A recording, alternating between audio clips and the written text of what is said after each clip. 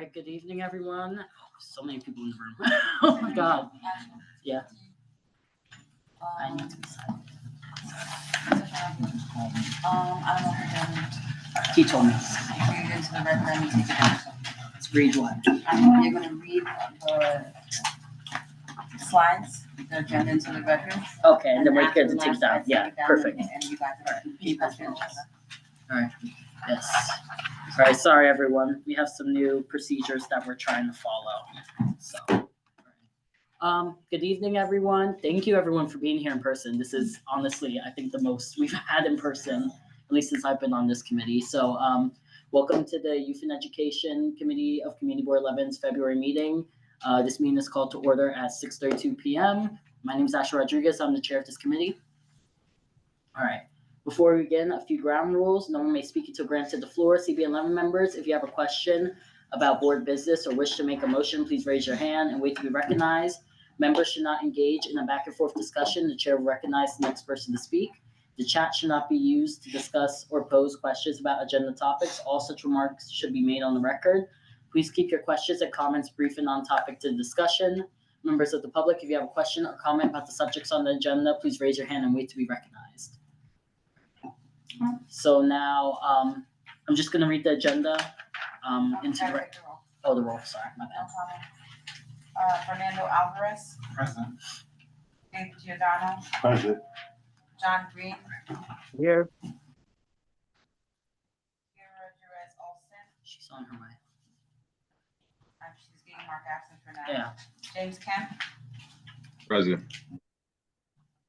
Malik McCullough, absent. Jennifer Meyer, present.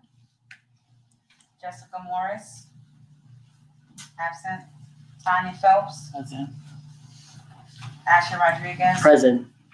Russell Schuler, Present. and Loretta Soul is absent. You have a quorum. I don't know. All right, so now I will read the agenda into the record. So we have our city agency partners, Department of Education, Community Education Council, District Attorney's Office, and Manhattan High School President's Council. We need to start adding to the regular agency partners. Any other youth and education advocacy groups, then for presentations. We have an informational presentation regarding the request for a letter of support from PS 171 Patrick Henry, School Improvement Initiative. Informational presentation, the new athletics facility that the Nightingale Bamford School will build on 108th Street. And then we'll have committee discussion regarding outreach and potential collaboration. Old business, new business, we'll have a discussion, just a brief discussion about the new practice for minutes and roll call and adjournment. Is there any objections to adopting the agenda? All right. Seeing no hands, the agenda for this meeting is adopted. The minutes were sent out today. Did everyone have a chance to read the minutes? Correct. Is there any objections to the minutes? Okay. The minutes of today's meeting will be taken by Fernando Alvarez. All right. Is there any announcements? Rosa. Just in case, wanted to invite everyone and just say that the Environment Open Space in Parks is having our Earth Day conference on April 22nd from 10 to 2 p.m. at the Museum of the City of New York. School, all the kiddos are invited. Every school that wants to participate, table, or do some type of presentations are welcome to email us at eosp@cb11m.org. Is there any more announcements before I get into mine? Okay. So my two announcements are the LGBT Center downtown is looking for more uptown representation in their youth programming.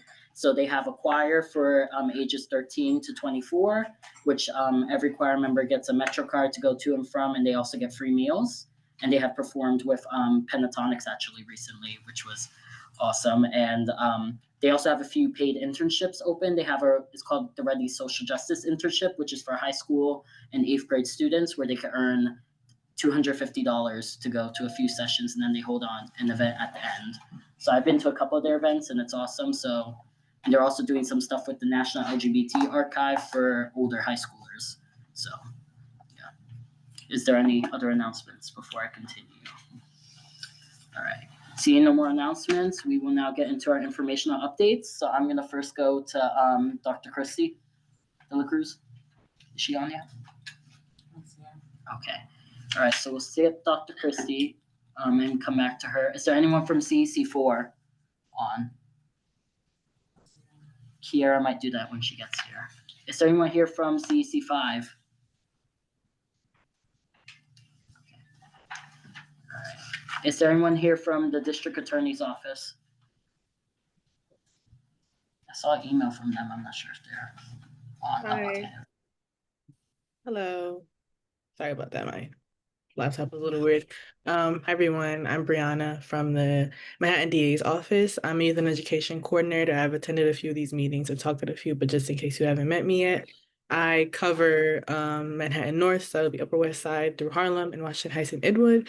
And I just wanted to quickly state that our high school internship program is applications are open and they close on February 27th. They're for juniors and seniors who reside in the borough of Manhattan. It is a paid internship program from June 29th to July 31st. So if you know anybody who's interested, if anybody who has children or students, do they work with students who might be interested in our program, it is a really great one. It's been going on for 30 years. And yeah, we also really, really would love to boost our applications from East Harlem as well. So, and we also have a resume workshop, which is also free.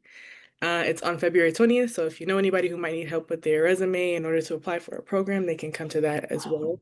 And I will send over another, I think I sent over an email earlier, but I will send an email again to the people in this committee, and I'll put my email in the chat as well. Thank you. Thank you, Brianna. Is there any questions for Brianna or the district attorney's office? All right. Thank you, Brianna. I appreciate you being here every month. Stephanie, is that Stephanie Arroyo? Okay, Stephanie, you could talk.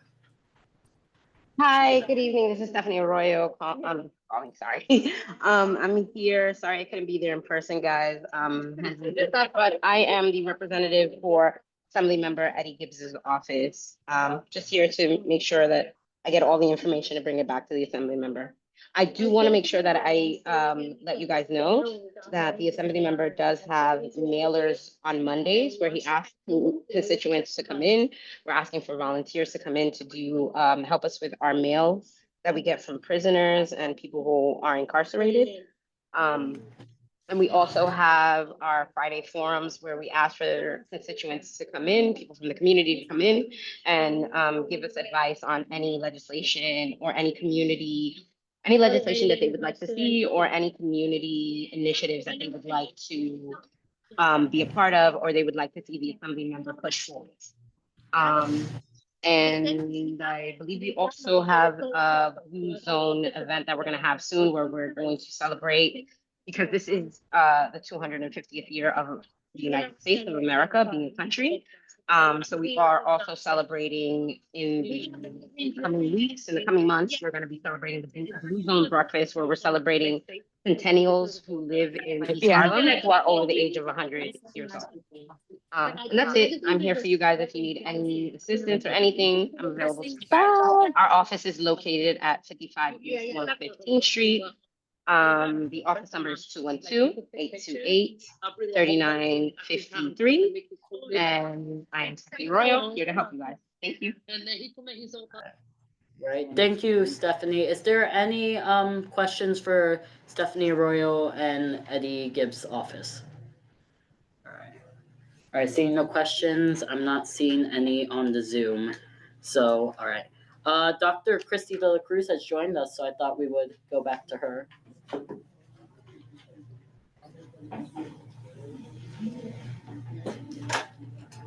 Should we mute? Okay.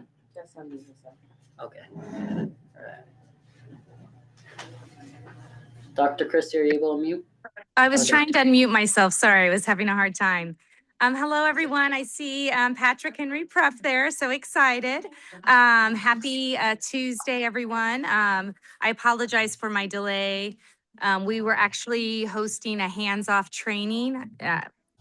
We are hosting a hands-off training at CPE2 this evening. We had a great turnout. A lot of great things happening in the district. I do want to just put a couple of dates on your calendar to invite you. Conversations with the Chancellor is going to be on February 24th at Manhattan Science Center. So that's a great opportunity to engage with Chancellor Kamar Samuels. Another great thing that's going to happen is on Monday, March 9th.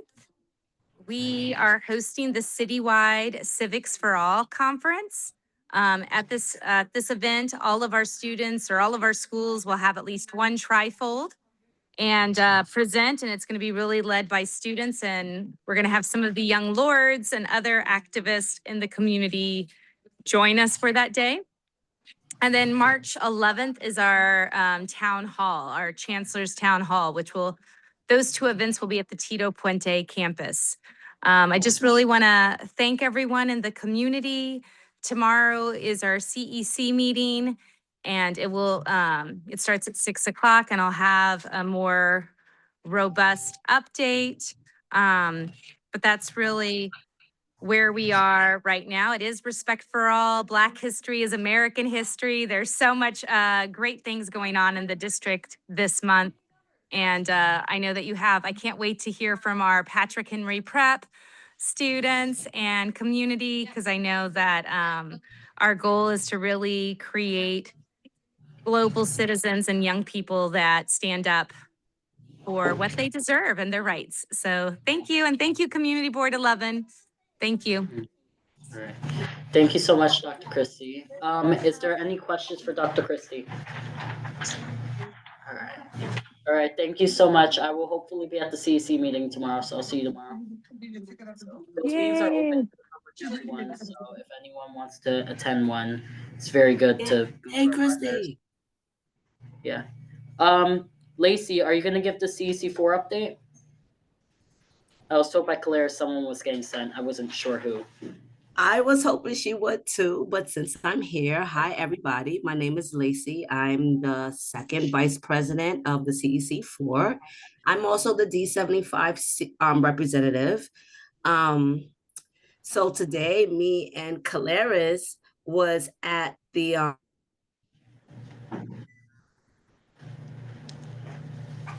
Sorry, Lacey, can you repeat that? Because it might have gotten cut out when you got promoted to panel. Okay. Lacey? She might have gotten cut out when she got promoted to no, I panelist. cut out because I guess he was in the process of adding me as a panelist. Yeah. Could you repeat what you were saying? I was saying that me and Caleris, we was downtown and we was at 250 Broadway at the committee hearing. The chancellor was there and we was very anti-mayoral control. And we were really able to represent District 4 and D75 and really say what our children really need, what our parents and administration really need, that we need to be listened to. I was also in Albany last week speaking with Senator Robert Jackson, and he is also anti mayoral control, and so is Senator Serrano. That's about it for all of our updates. Tomorrow, if you attend our CEC meeting, Caleris will give you more updates, and I will be able to give you the speech that I read this afternoon downtown at 250 Broadway. All right. I have one quick question before I open it up to the floor. How many vacancies do you have left, and are you still taking applications for parent leaders to be on the CEC? Online right now, it says currently 4, and we don't accept them through the website. You have to go through the CEC online, through the DOE. Yeah. We also have one student seat, I believe, that's open. Okay. All right. And the student seat is for high school, correct? Yes, that's right. They must be a senior. All right. But we are also working on that. That's one thing that we're fighting for. We believe that juniors too are old enough to hold the seat at the table to say what they want. So that's something that we're also fighting for. All right. All right. Is there any questions for CEC4? They have their meeting tomorrow, so this is one of the few months where their meeting isn't before hours. Is there any questions? Loretta. Yeah, where's the meeting located? Where's the meeting located? Was the question from Loretta. So Is the meeting located? Christy, is the meeting located? Is it located in our usual office? I could pull it up if someone would give me a second. Here, I'm trying to see if I could pull it up quickly. Can't pull it If up. I may ask, Yeah, go ahead. Lacey, I also agree that we should have members that are less than seniors, as community board allows members 16 years old to join as community board members. Asher was one that started at 16. Wow, that speaks volumes. And look at where Asher is right now. So I want the youth to really look at how Asher started and look at the position that he's in. So that speaks a lot. Thank you, David. I thank you so much for that. Yeah, I cannot find right now where the meeting is located. Yeah, sorry, what is it? BBMS. BBM, where's, trying to find the address. 219 East 109th. Okay, 219 East 109th Street. Okay, thank you, appreciate it. Okay, at PS 83. Is there any Yes, other at 83, it's located across the street from our actual CEC office. It's the school across the street from Esperanza, 83. Okay, thank you so much. Is there any other questions for Lacey and CEC4? All right, seeing no further questions, we will now continue. I'm just gonna call one more time. Is there anyone here from CEC5? All right, is there any hands? Just double checking. All right, I am not seeing anyone from CEC5. Okay, so I will reach out to them again. Is there any other youth education advocacy groups? All right, not seeing any. So we will now go to our presentations. So first up is Patrick Henry. Yeah, sorry. Oh, I'm so sorry, Rosa. Rosa, I forgot. It's okay. It's not on the agenda in front of me. I know, it's all Sorry. right. So, I represent Manhattan High School's President's Council. We are having our meeting on February 23rd at 7 p.m. Everyone is welcome to listen in. If you have any questions, you can reach out to MHS Press Council at schools.nyc.gov. The slides were already sent out, just in case, Asher. The agenda link is sent out to all the Okay, thank you. I did Manhattan not High see School's presidents or the designee. We're having a presentation by CUNY, Hunter College, presenting on college access, financing and planning and enrollment opportunities with live Q&A. We're also having Lenny Hansen from Class Size Matters presenting on artificial intelligence and how it benefits or disrupts our New York City Public School students and families. And this is an announcement for all our seniors. The UFT Chancellor's Scholarship is open until February 28th, and you're able to apply. It's $5,000 of a scholarship, so I urge you to apply. If you have any questions, please reach out. Oh, thank you so much. Please reach out to simone.lewis@uftwf.org. And also, if you see I made a little QR code for everyone that is online and in person for you to register for a conversation with the Chancellor for February 24th at 6:30 at Manhattan Center for Science and Math, and March 14th from 10:30 a.m. on Martin Luther King. Everyone is again welcome to come. I put kind, but it's Martin Luther King. Yeah. Martin Luther All was right. so kind. All right. Thank you so much. All right, thank you so much, Rosa. Is there any questions for Rosa? All right. All right, not seeing any. We will now continue to presentation. Sorry about that. So first up is Patrick Henry Preparatory. All right. Good evening, everybody. Thank you for welcoming us here. I am the principal at Patrick Henry Prep. My name is Aaron Schultz. I am just stalling so that they can stand up and present. Sorry, it's very small in here today. Well, Yeah. so while they're getting ready to present, one thing that I wanted to just do was take a moment to thank all of you for allowing us the platform to hear our voices, to hear what we have to say and what we're asking for, but also to thank you for encouraging us to come here. At one moment, it wasn't even a thought. We didn't realize that this was something that we can do. And members of your committee have informed us that this is a really great opportunity for us. And so we hope to come back every single year. We'll try for January, so this way our letters of support we can get on time for our grants that we're requesting and asking. But without further ado, and Miss Vanessa Spears, you want to help introduce them also? Yes, hello, Community Board 11. Thank you guys for having us. My name is Vanessa Spears. I'm the parent coordinator at Patrick Henry, BX 171. Our kids are going to lead the way. I'm just doing a very formal introduction for them, but I want our students to sort of champion this cause. They've been working really hard. So just a little bit about Patrick Henry. We are a 3K to 8th grade school located in the heart of East Harlem. We're located on 19 East 103rd Street. We service about 750 students from the East Harlem community from many different backgrounds and cultures. At Patrick Henry, our students learn, grow, and succeed with the help of great teachers and exciting opportunities. Thanks to our partners and special grants, students get to use new technology, go on fun trips to museums and cultural centers, take part in real science activities, and learn about different careers.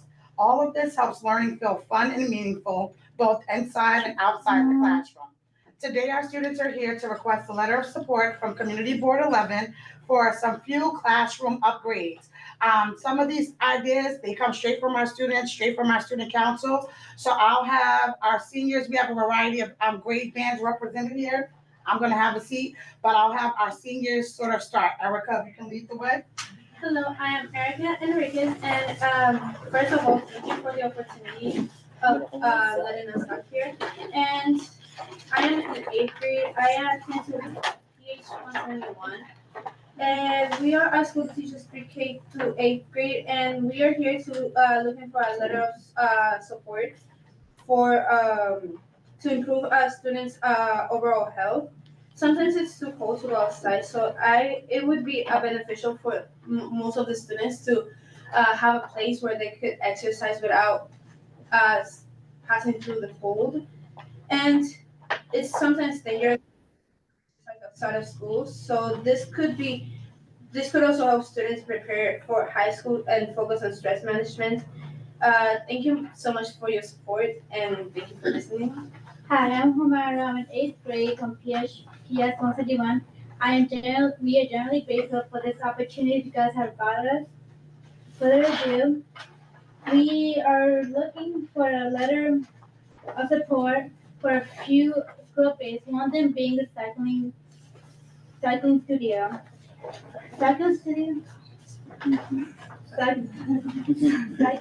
studio offers a high energy workout that improves heart health. It's safer and more accessible than outdoor cycling, especially when there's bad weather.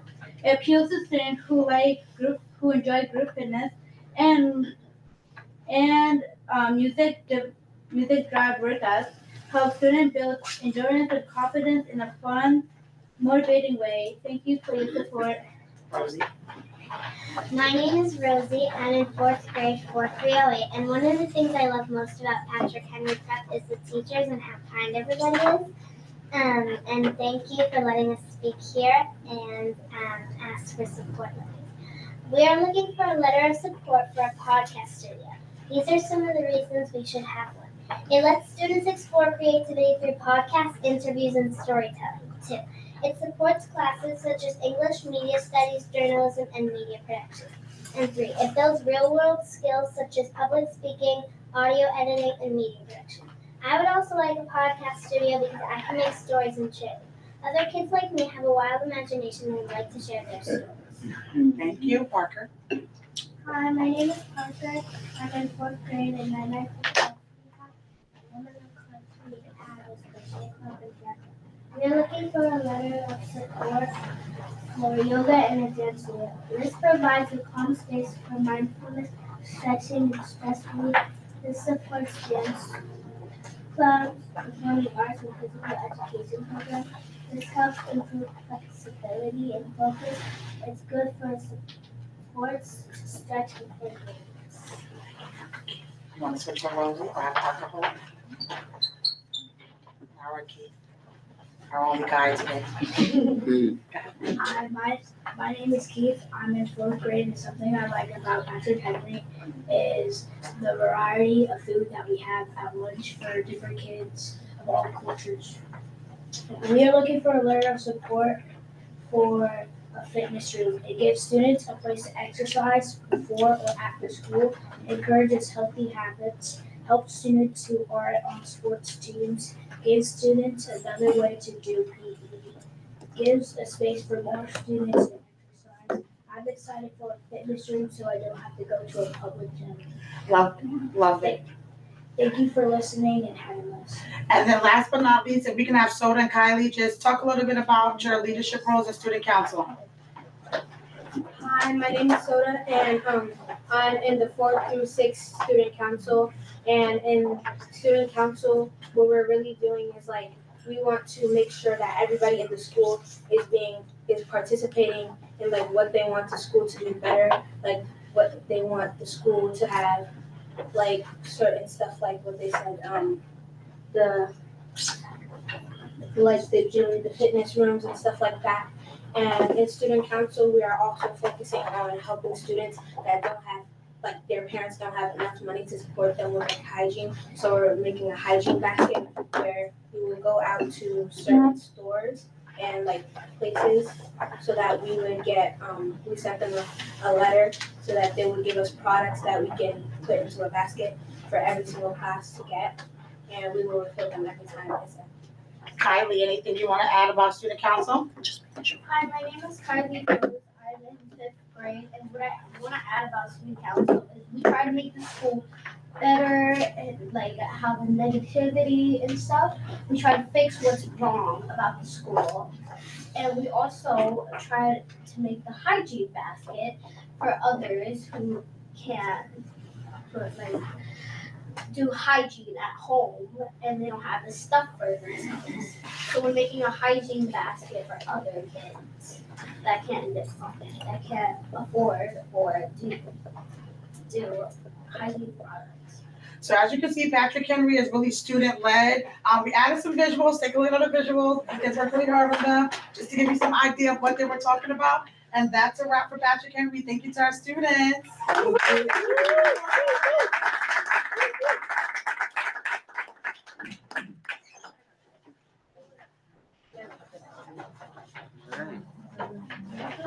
We're gonna give them a moment to settle down before we start asking questions. Yeah, no, it's all right. Don't rush. Yeah, y'all were amazing, by the way. Just a little bit of round of applause for them again. But they could have been doing anything else tonight, and they're here. So, all right.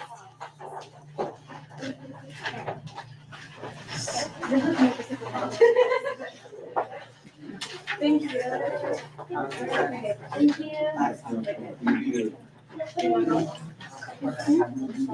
All right, any questions? I think Did you know there's Yeah. questions? Oh, yes. Yeah. You're not right. Yeah. So, let's first off, does anyone have any questions or comments for the students? Because they were the ones who mostly were talking to us. Chair.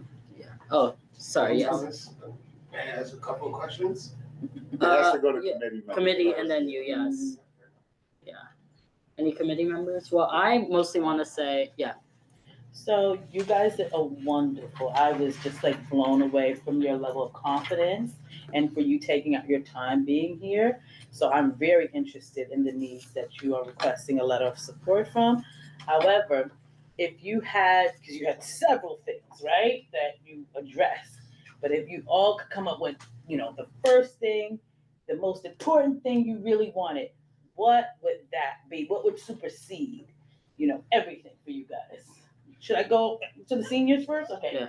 I feel like mostly the fitness room, because I feel like most students would like certain place where they could like work out instead of like having to pay for gym and like, or having like the gym in our school. We only have a gym for over 700 people, so I feel like it would be better for a fitness room for. Go ahead, I understand. Take your time. No rush. Yeah. Go ahead. So I feel like it would be better for us to have a fitness room like that's. I feel like that would be our first priority. Okay, wonderful. Somebody else on the I feel like a fitness room is like what sums up all our competition, like a cycling studio, and like a yoga. Like all of them could be done at like a like And like a fitness. in a fitness room, because they belong in a fitness room. So I feel like that should be like the most priority. Because most of our thing that we said was based on exercising. So fitness room would just be the main thing.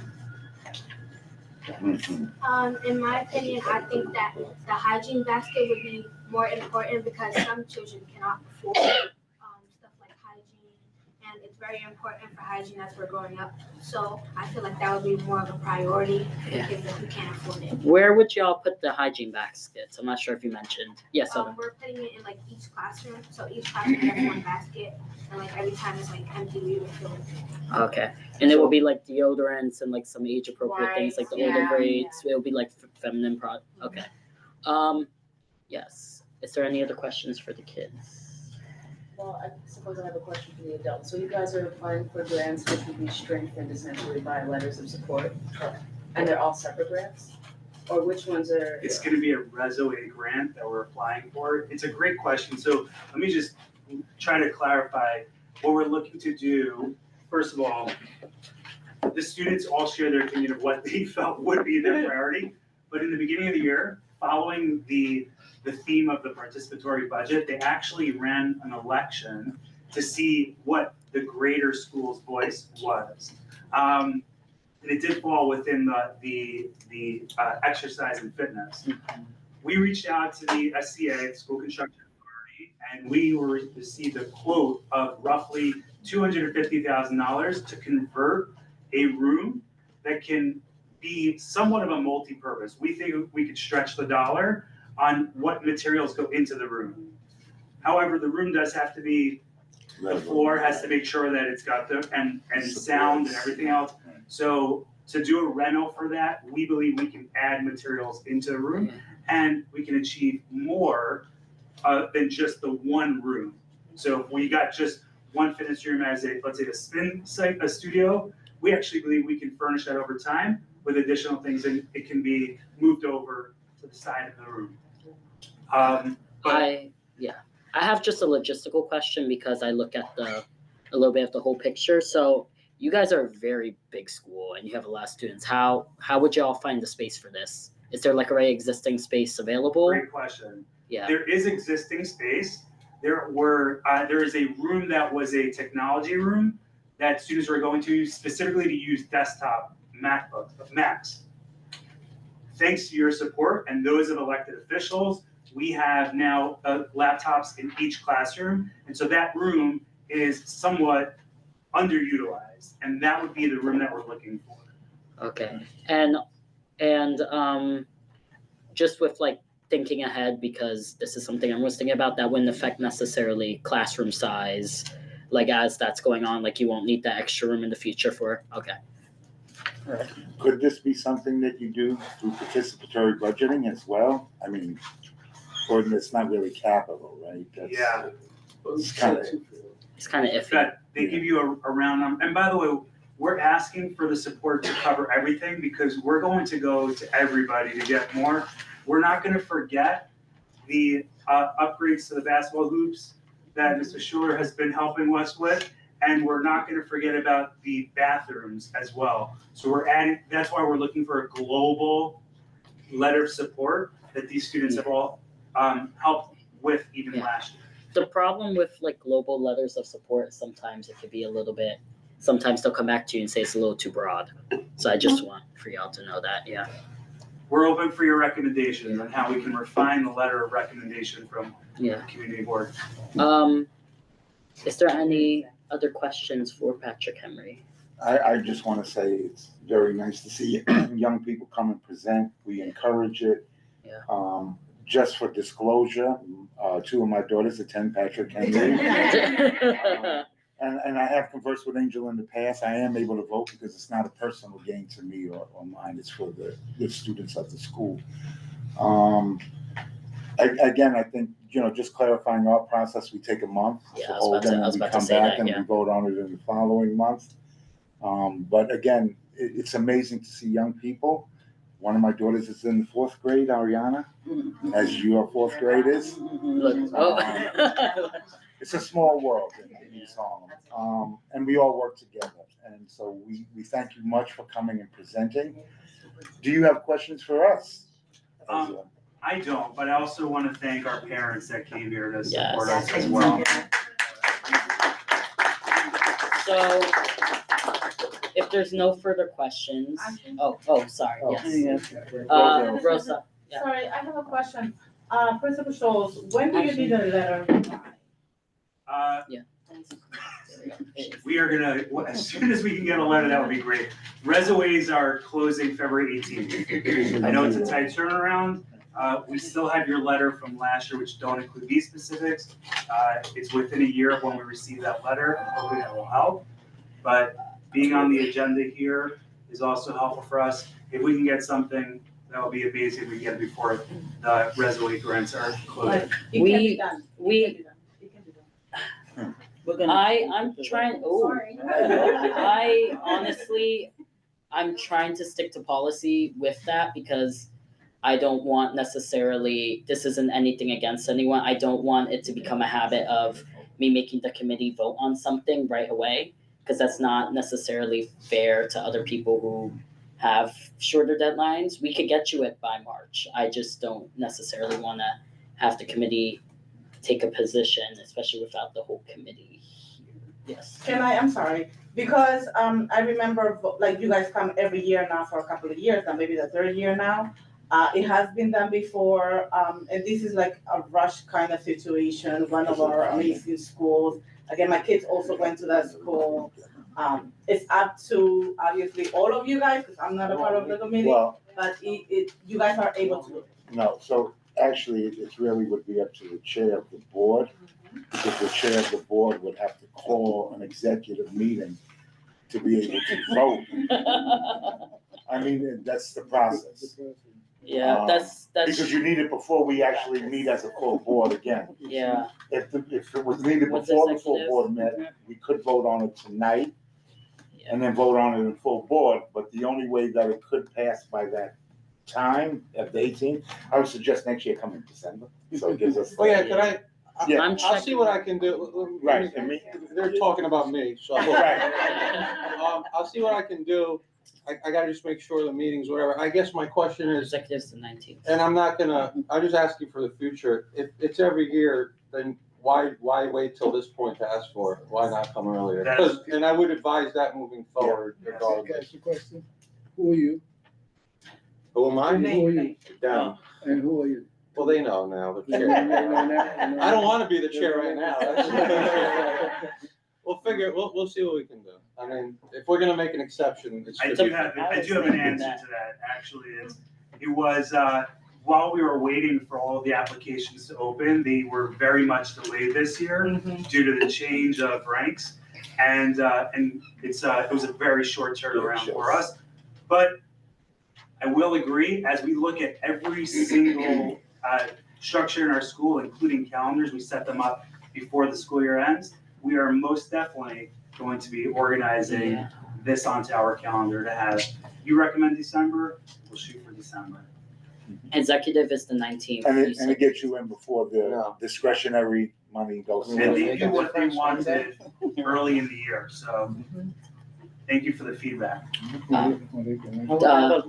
Can I have a lasting comment on this? Yeah, and then I have to, there was someone in the audience who has had their hand up. Okay, for a all while, right, but yeah. sorry, took someone's spot, but I think if we're gonna make an exception, one, because it's children, and something else that we didn't really address is that fitness and mindfulness is helping mental health, and we are struggling with our youth with mental health.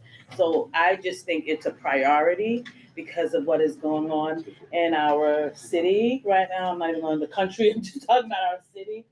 I work in the school system and children are suffering. And so I think this is really important. If we're gonna make an exception to the rules, this should be a priority.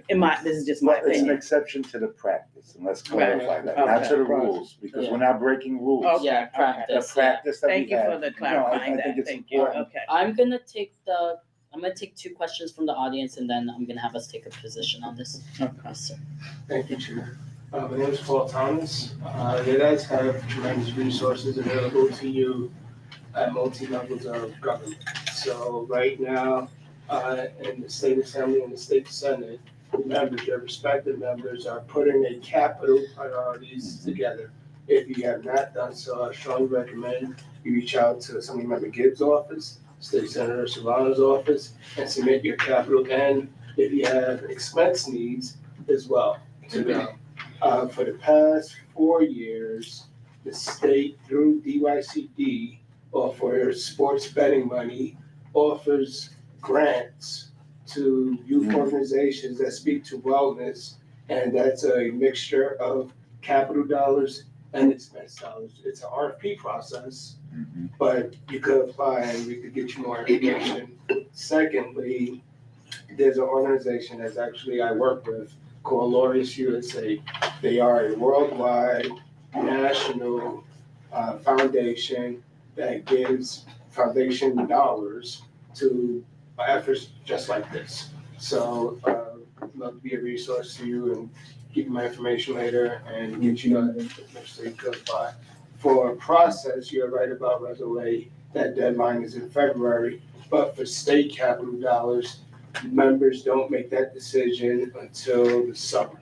So you have plenty of time and you're not up against deadlines throughout this process. All right. Thank you so much, Paul. Yes. All right. No stuff. Okay. You sure? Okay. So I will, if a committee member would like to put a motion on the floor, I will entertain it. Just because it is a very strict deadline. However, I just would like to clarify in the future, this will not be a practice we will be doing. So if any committee members would like to put a resolution, I'm sorry, a motion, a motion on the floor, I will entertain that now. I'll make the motion. Motion to write a letter of support for Patrick Henry Prep in seeking funding for health initiatives as presented. Okay, is there a second? Second. All right. Marlene, when you have a chance, can you call out the roll?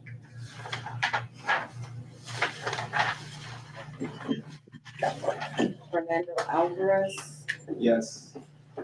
David Giordano, Yes. John Green, Aye. Kira Olson Jerez, Yes. James Kemp, Yes. Jennifer Meyer, Yes. Tanya Phelps. Yes. Ashley Rodriguez, Yes. Russell Schuler, Yes. and Loretta Saul. Yes. Motion carries. All right, thank you so much. All right, Thank you. appreciate y'all for being here. Get home safe.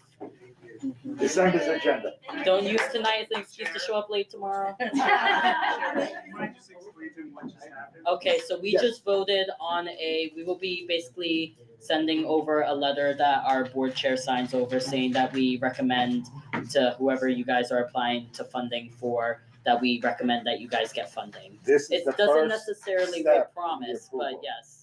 It goes before the full board, and what we do is Asher will present at the full board what you came to present it on, and ask the full board for support for your projects. And what do we say? Thank you. You're welcome. All right. So we're gonna give a minute for them all to get out. I appreciate y'all being here. We do have another presentation right behind y'all, so if there's any questions or chit chat, if we could keep it to the hallway, I would appreciate it. Just that way I can be respectful of committee members' times. All right, Nightingale, Bamford School, you're next.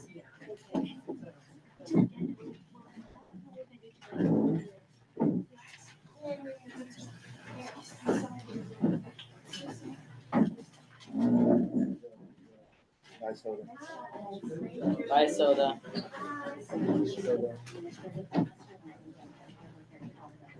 Night, Ash. Hope to see you tomorrow. I will attempt to. Okay, I hope so. You already know how it goes. I'll attempt. All right. So we're just gonna reset the room a little bit.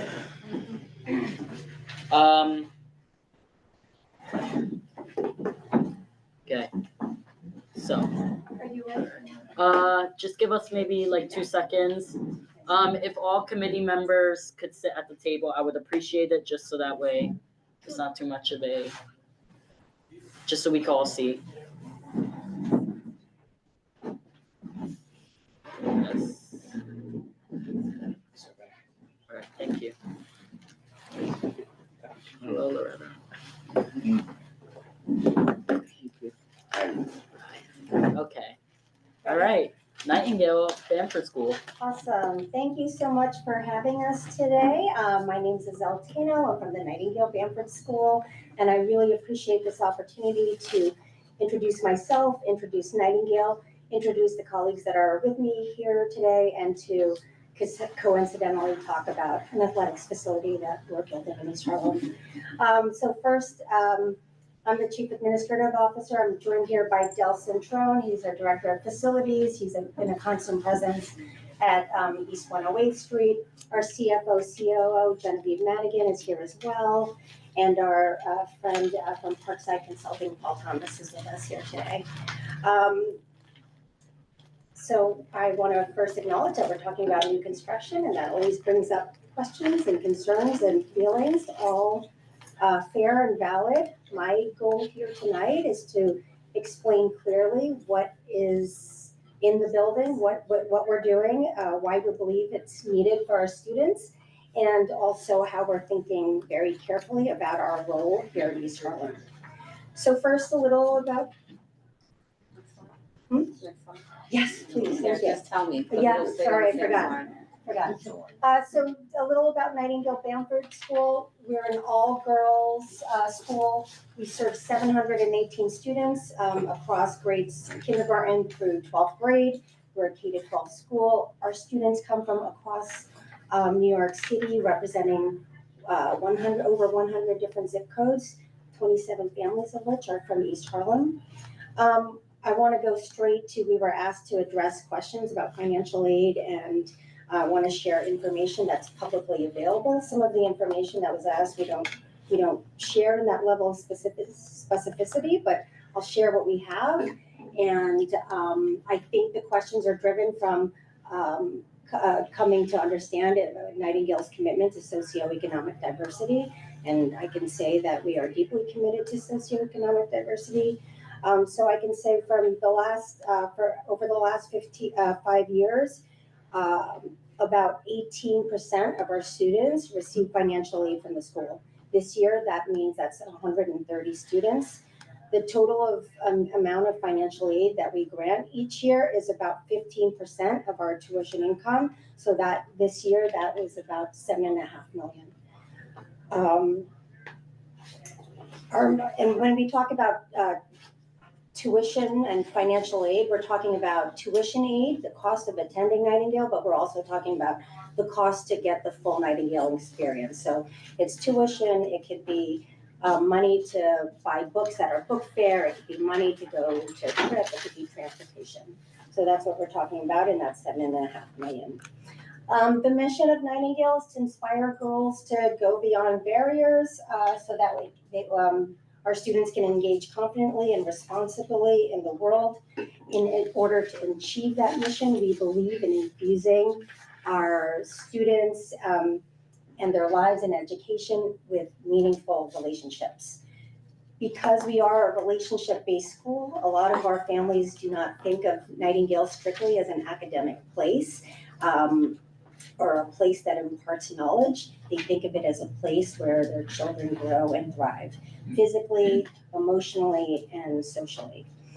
That commitment to whole child development and hearts and mind education is why we've made a commitment to our athletics program through the building of this facility. And to be honest, the kids who were presented before me probably stated the case better than I could have. But research from the Women's Sports Foundation shows that sports builds confidence and leadership skills. There's strong data that links athletics to mental health, to social connection, to lifelong healthy habits. And when students are active and engaged after school, they're spending less time on their devices.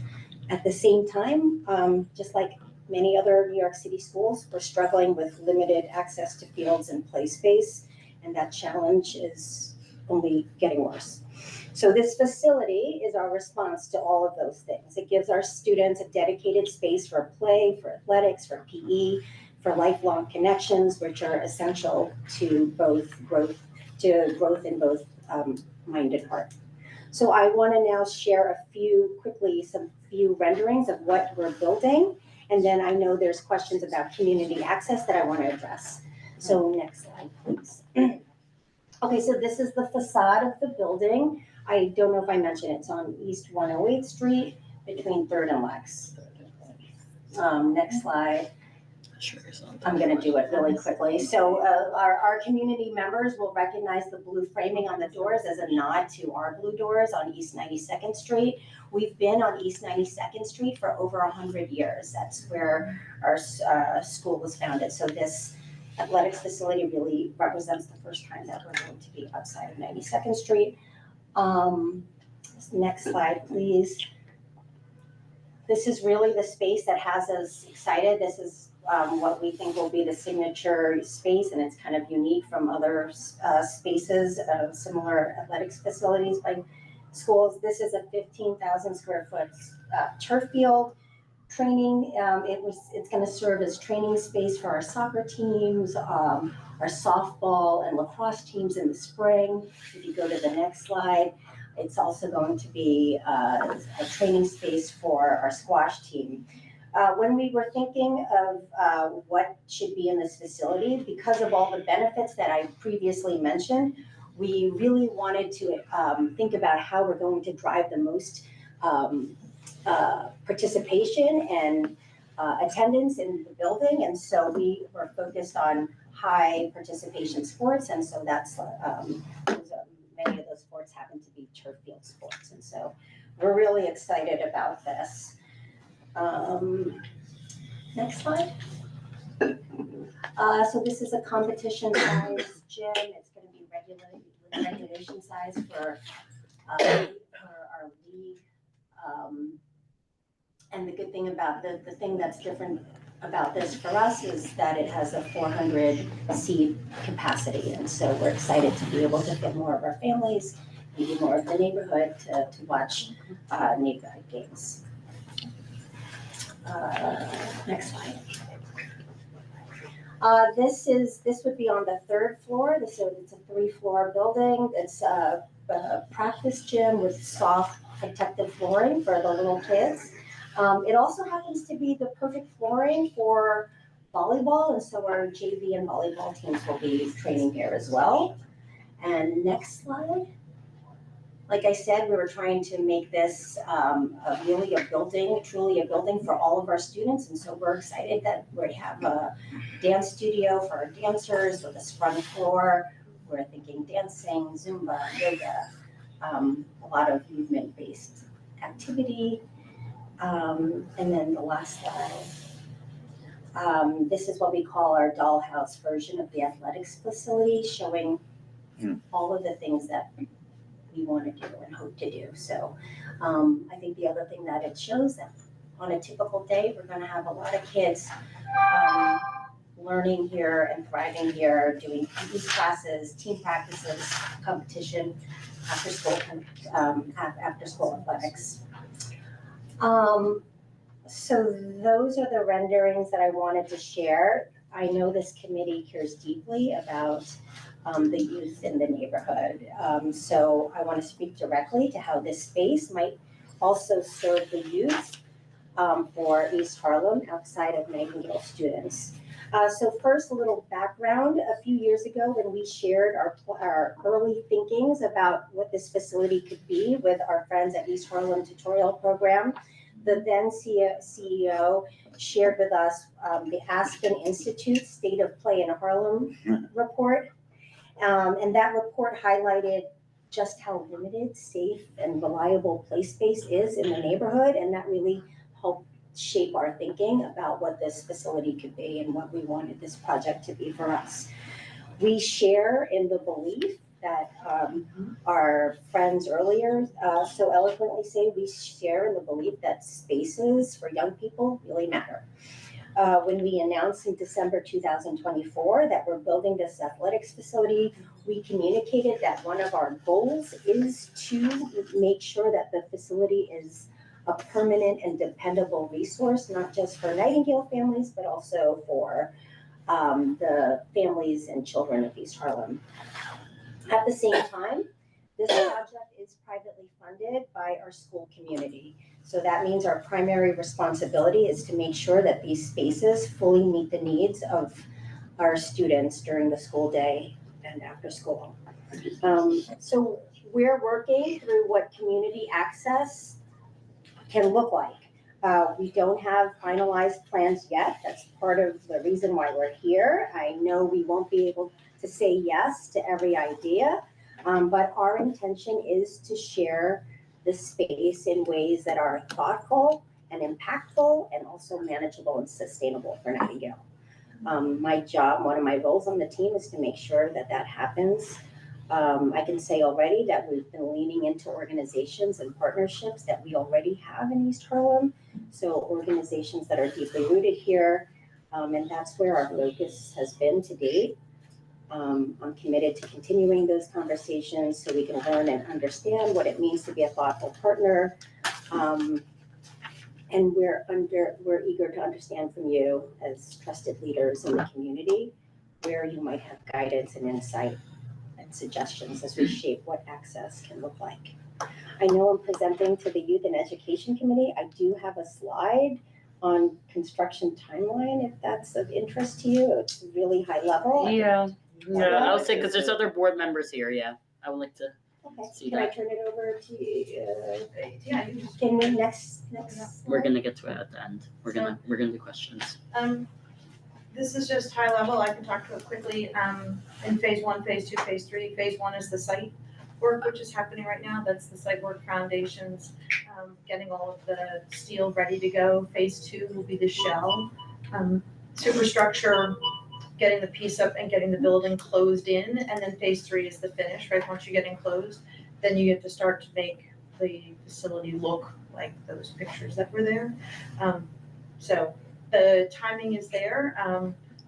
That is, I would say, our hope. I think having had conversations recently as today with our construction folks and our owner's rep, that might be a little ambitious what we have up there right now. So we'll see what happens. So we could be, see what, that would be our fondest wish. And So there's already delays, it's seeming like. it's been really cold. It's been really. Yeah, no, it was just, yeah. And that's part of the issue. So can we make up some of that time? I don't know. We'll start to have those types of conversations, but yeah, we've had some delays for sure. Just a general statement, could we have just like an update if the timeline does change? Because there's a lot of people who live around there who they're very curious about how long the construction's gonna last. And it's not just this project, there's many other projects in the neighborhood there's a lot of construction going on right now. And we owe a quarterly update to everybody that we have that has reached out to us in the neighborhood that we said we would be doing. And so that should come out kind of end of February. Okay. To kind of, early March, that would address all of that, to say as of where we are now, this is what we know. Yes. So, and we had committed to do that. Yes. All right. Is that an update also to this committee? I would appreciate it, just because I get a lot of questions, not just about you, but other projects going on, and I would like to be able to communicate that to people. Yeah. Because I don't know what I don't know. Okay. Is this the end of the slideshow? It is. All right. I'm gonna try to keep this organized. I will now open the floor to questions from the committee. We're gonna go one at a time with questions, okay? I'll go back to people if they have more than one question, but I'll start slow. Hi. no. So you guys said that all of your funding was private. From my understanding, you guys are receiving $45 million in public tax exempt bonds from the Build NYC program, right? Is that correct or incorrect? It's 40 million. Give or take. Give or take a couple million, right? That being said, from my understanding, any private school receiving that bond is obligated to come over here with an agreement for the community. It's actually called, right here, thanks to technology, must provide a written plan that demonstrates a planned commitment to aid the city's public school system and/or community groups through the sharing of its facilities. So first of all, I'm just gonna be frank, the fact that you guys didn't already come here with a set plan for how you intend to aid our schools, especially when I think Patrick Henry was a perfect example of the actual need in this community. This is a really underserved community. Majority of our students don't even receive proper PE time. Not only that, but one, let's just keep it a stack. You guys are not coming here to be a part of the East Harlem community. You're coming here because you're actually saving at least $90 million in building costs just to build your facility here. That being said, for you to even come here without any type of actual intentions, I'm talking at least a 10-hour a week rule, senior time or anything is straight up modern day colonialism. There's no way around it. And so while maybe you don't need our support, I will strongly suggest to the board that we enter some type of actual factual written agreement or we don't give support at all. I don't know what that means, but we don't give it. All right. So the question was answered about the public funding. So you are receiving public funding. It's not just private. Because you said before it was private funding from donors. 50 million of the cost of the facility is going to be privately funded. 40 million is coming from Build NYC. Okay. I'm gonna go to other questions. Asher, can we respond to Kiera's question about plan? So part of this journey is about listening from the community. And listening from the community, this building won't be up tomorrow. So part of being intentional and being a good community partner is to listen to the community, is to gather information to the community. So this won't be the first or the last time we will come before this board. This is part of the process of receiving information, what are the community needs, building partnerships, building trust to formulate a plan. So do we apologize for not having a plan today? Yes, but we are being intentional about crafting a plan for the future. One of the first things we learned as we spoke to some contacts that we had in East Harlem was not to come with a formulated plan and say, this is what we have for you. Well, maybe Right, it's to suggestions listen. as a plan, It's to because. listen to what the actual needs. All right, hold up, let her Well, finish, what you please. started saying is, in the beginning, we cannot do everything. And before we even asked anything, you're already telling us that maybe we can't. We know you can't do everything. So if I may, and I just want to use the example here. David, it's coming from a No, place no, of no. not wanting to. No, I understand, but I think Managing. what Kiera has said, and her child attends the school where I work, that has a gym. Oh, wait a minute, it's 2 classrooms. It's 2 classrooms. That they where the broke a wall was- wall in, and that's the gym. Where there's not even satisfactory distance between. So I think as was presented, we have a basketball team that does not have a basketball court to practice. They go to practice. They go to Brooklyn to practice. You're right, and they're using a different CBO and supportive work to do that when there are spaces in East Harlem that could be available. And I think, as Kiera stated, yes, you would come with some suggestions of what you could possibly do and offer, and not say, well, we can't do everything. Mm-hmm. That leaves a sour taste in the beginning. Yeah.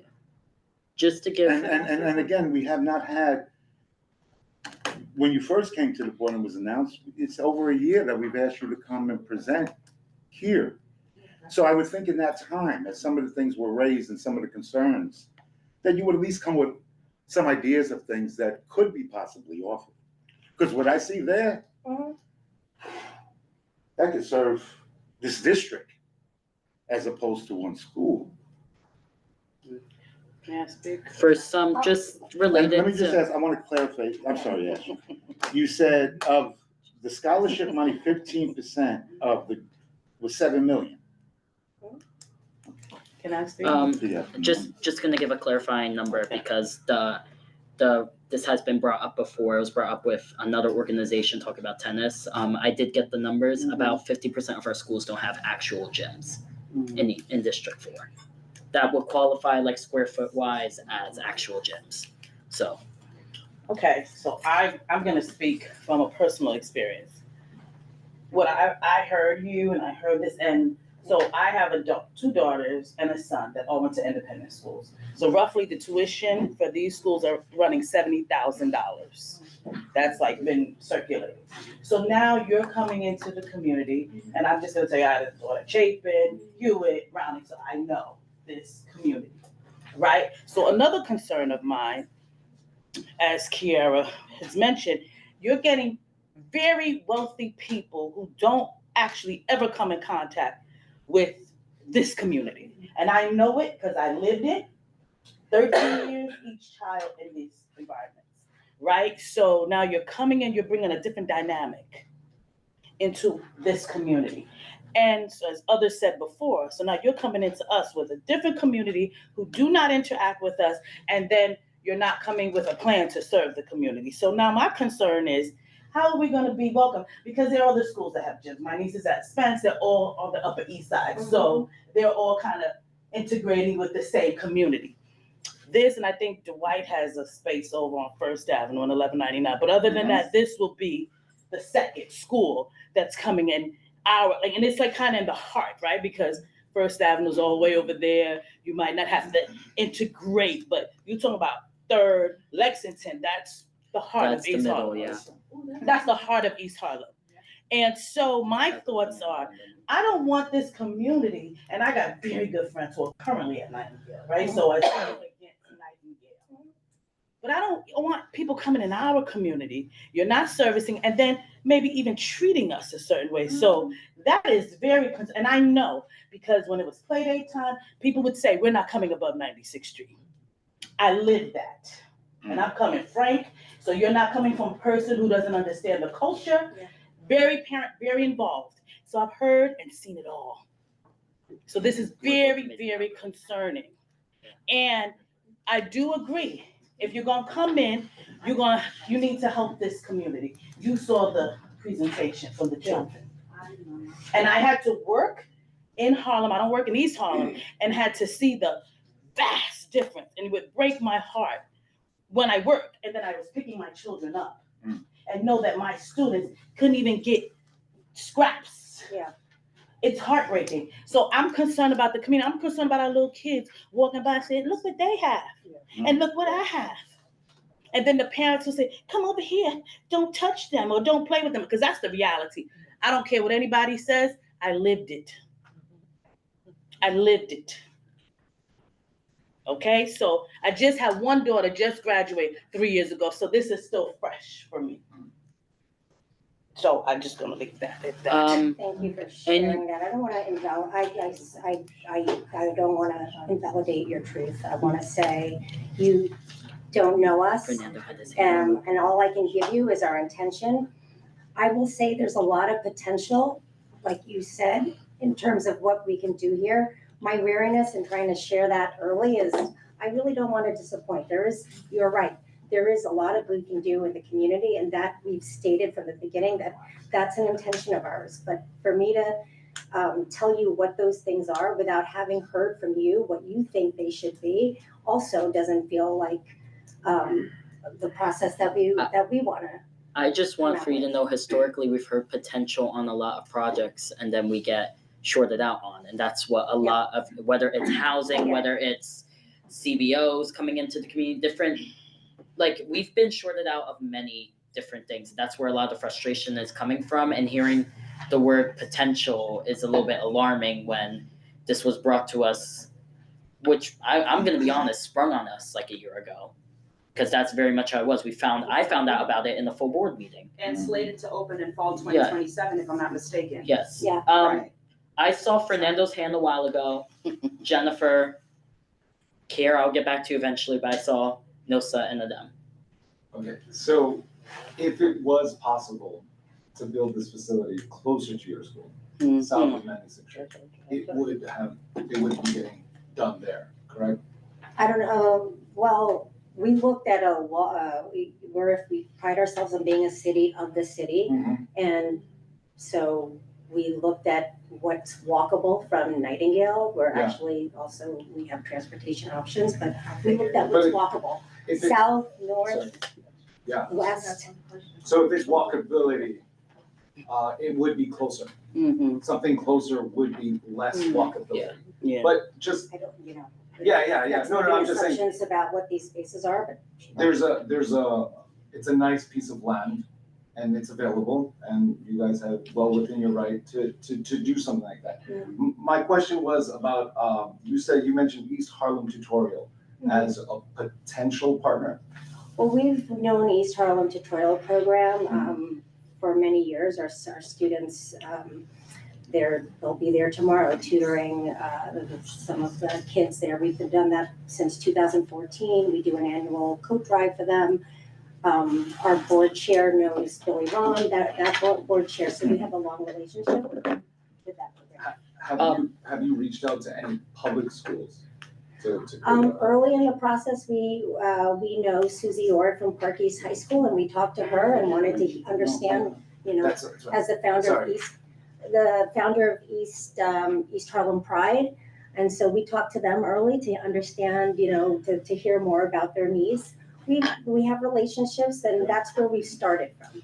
Part of our reason for being here is to understand from you what. Absolutely, it's just, this project seems amazing, but it's an opportunity to actually do something beneficial for an underserved community. So I understand phase 1 has begun, you guys broke ground already, so we get it. But just keep in mind that this is an opportunity that you guys have well within your grasp to do something special. Yeah. While we're on the topic of reason why you didn't build it close to you was walkability, all of that. So you will be busing kids to this facility, right? We'll also be providing transportation. How will that work? Because that street is very narrow. Even like when you have cars parked on both sides, it's very much a squeeze to get through.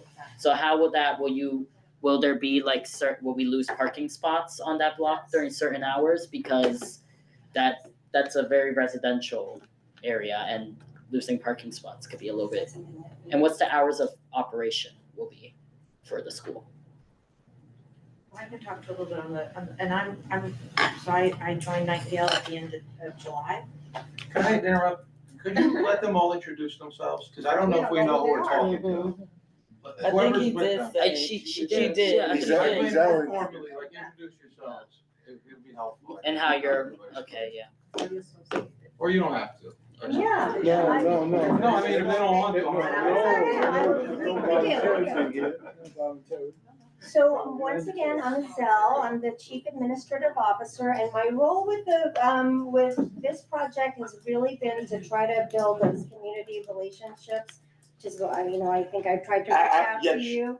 In all disclosure, she did reach out very early. It's hard to reach out to people and say, hey, I've got something I want to share with you and not have anything concrete, so I get that as well.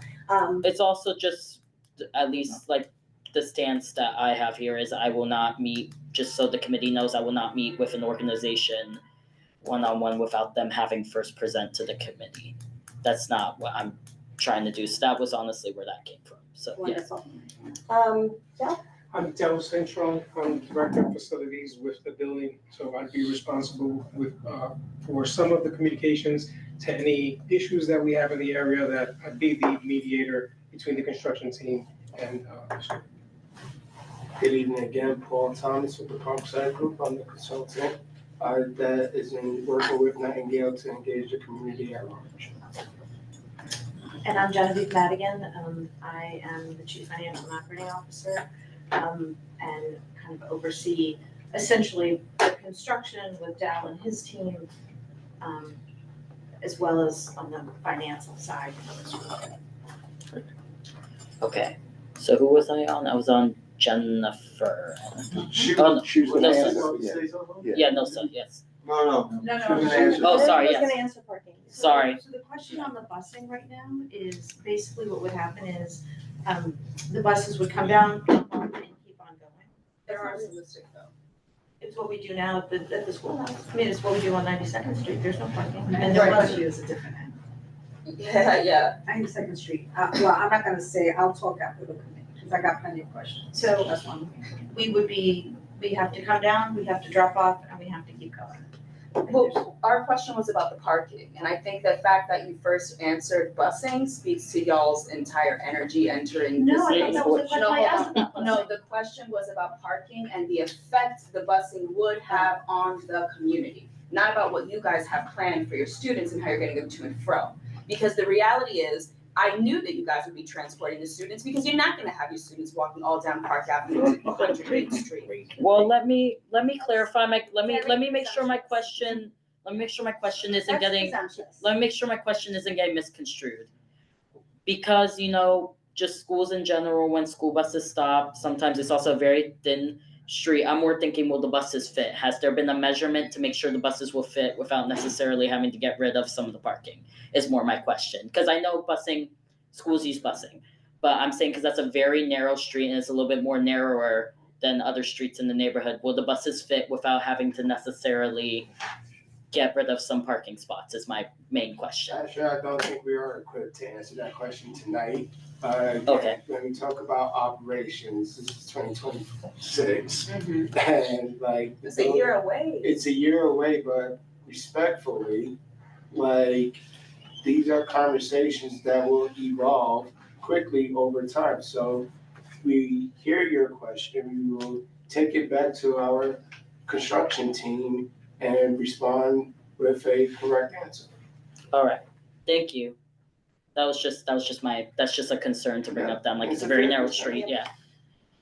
And again, just to add to that, I think it would be no different than the current schools that exist that have buses that are within blocks that have busing right now. So this won't be necessarily a new practice that would be introduced into East Harlem. It would be similar to other educational facilities that are built within blocks, not on avenues, that have busing. Yeah, but I'm saying there's no, my only thing, just where I'm coming from, there's no school on that block, like where going down there, like, and just walking around, because I walked through there a lot, because I used to live like right over there. It's very much that street, specifically 107th, 108th, between like 3rd and Lex, is very narrow. That's just the way it was built.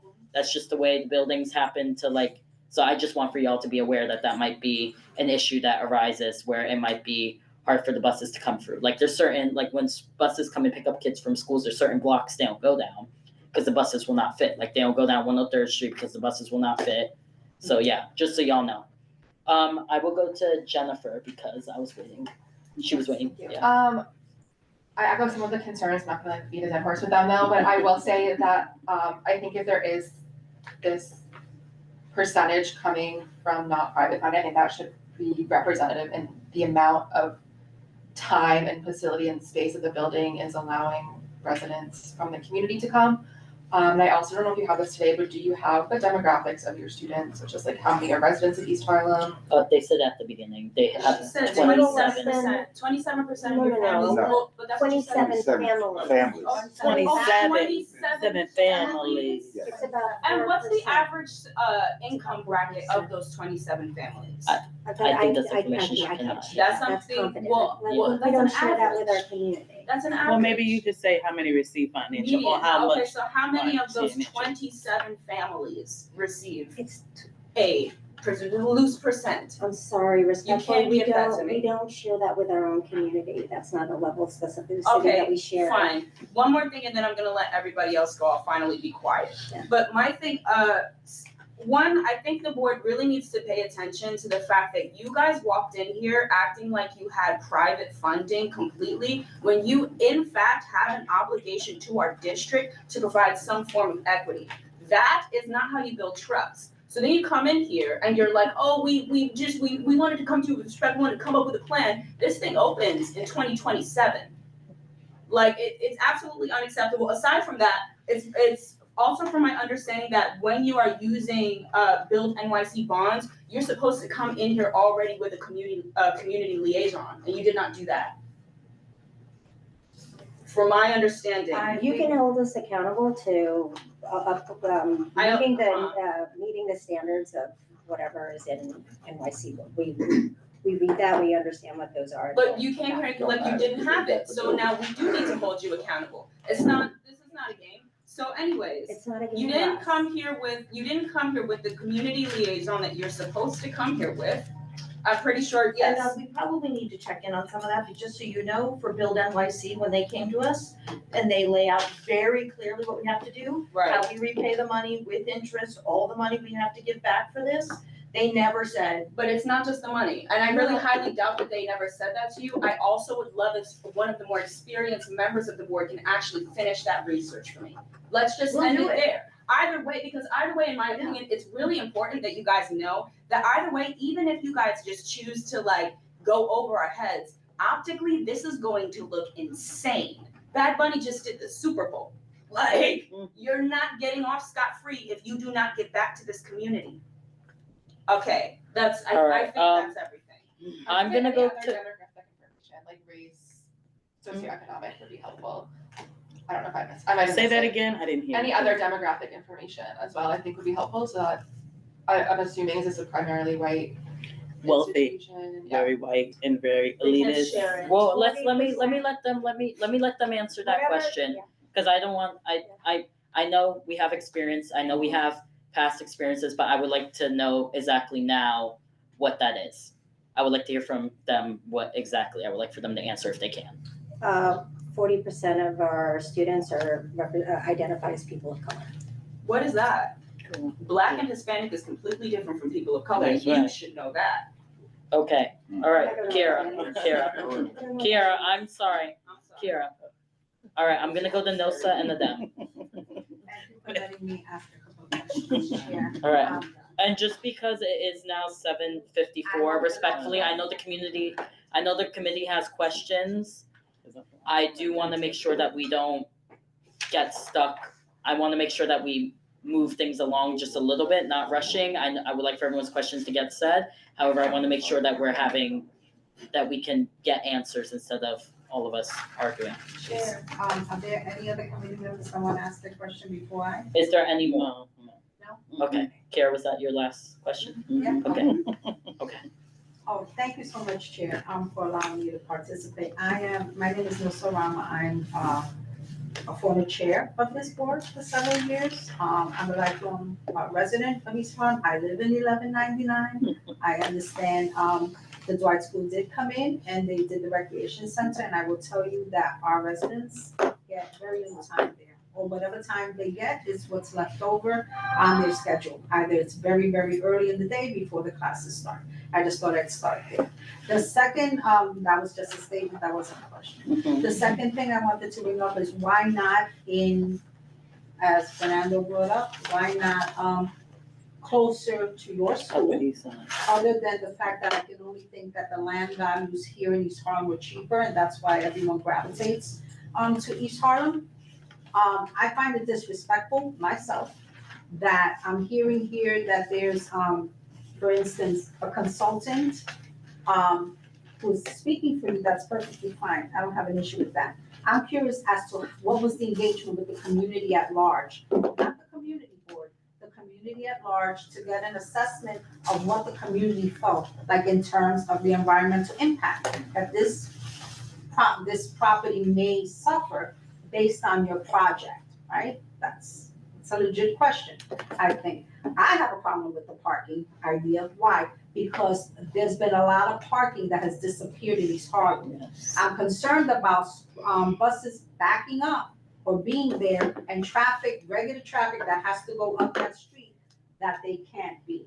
I'm kind of curious because I am a facility manager of 2 multi-service centers for the city of New York, in addition to other stuff I do. And my curiosity is the fact that this project, we've only found out about it now, and it takes years to plan a project. So the fact that you come in almost with a fait accompli to speak to this board to find out how you can partner when there was no partnership really in the beginning.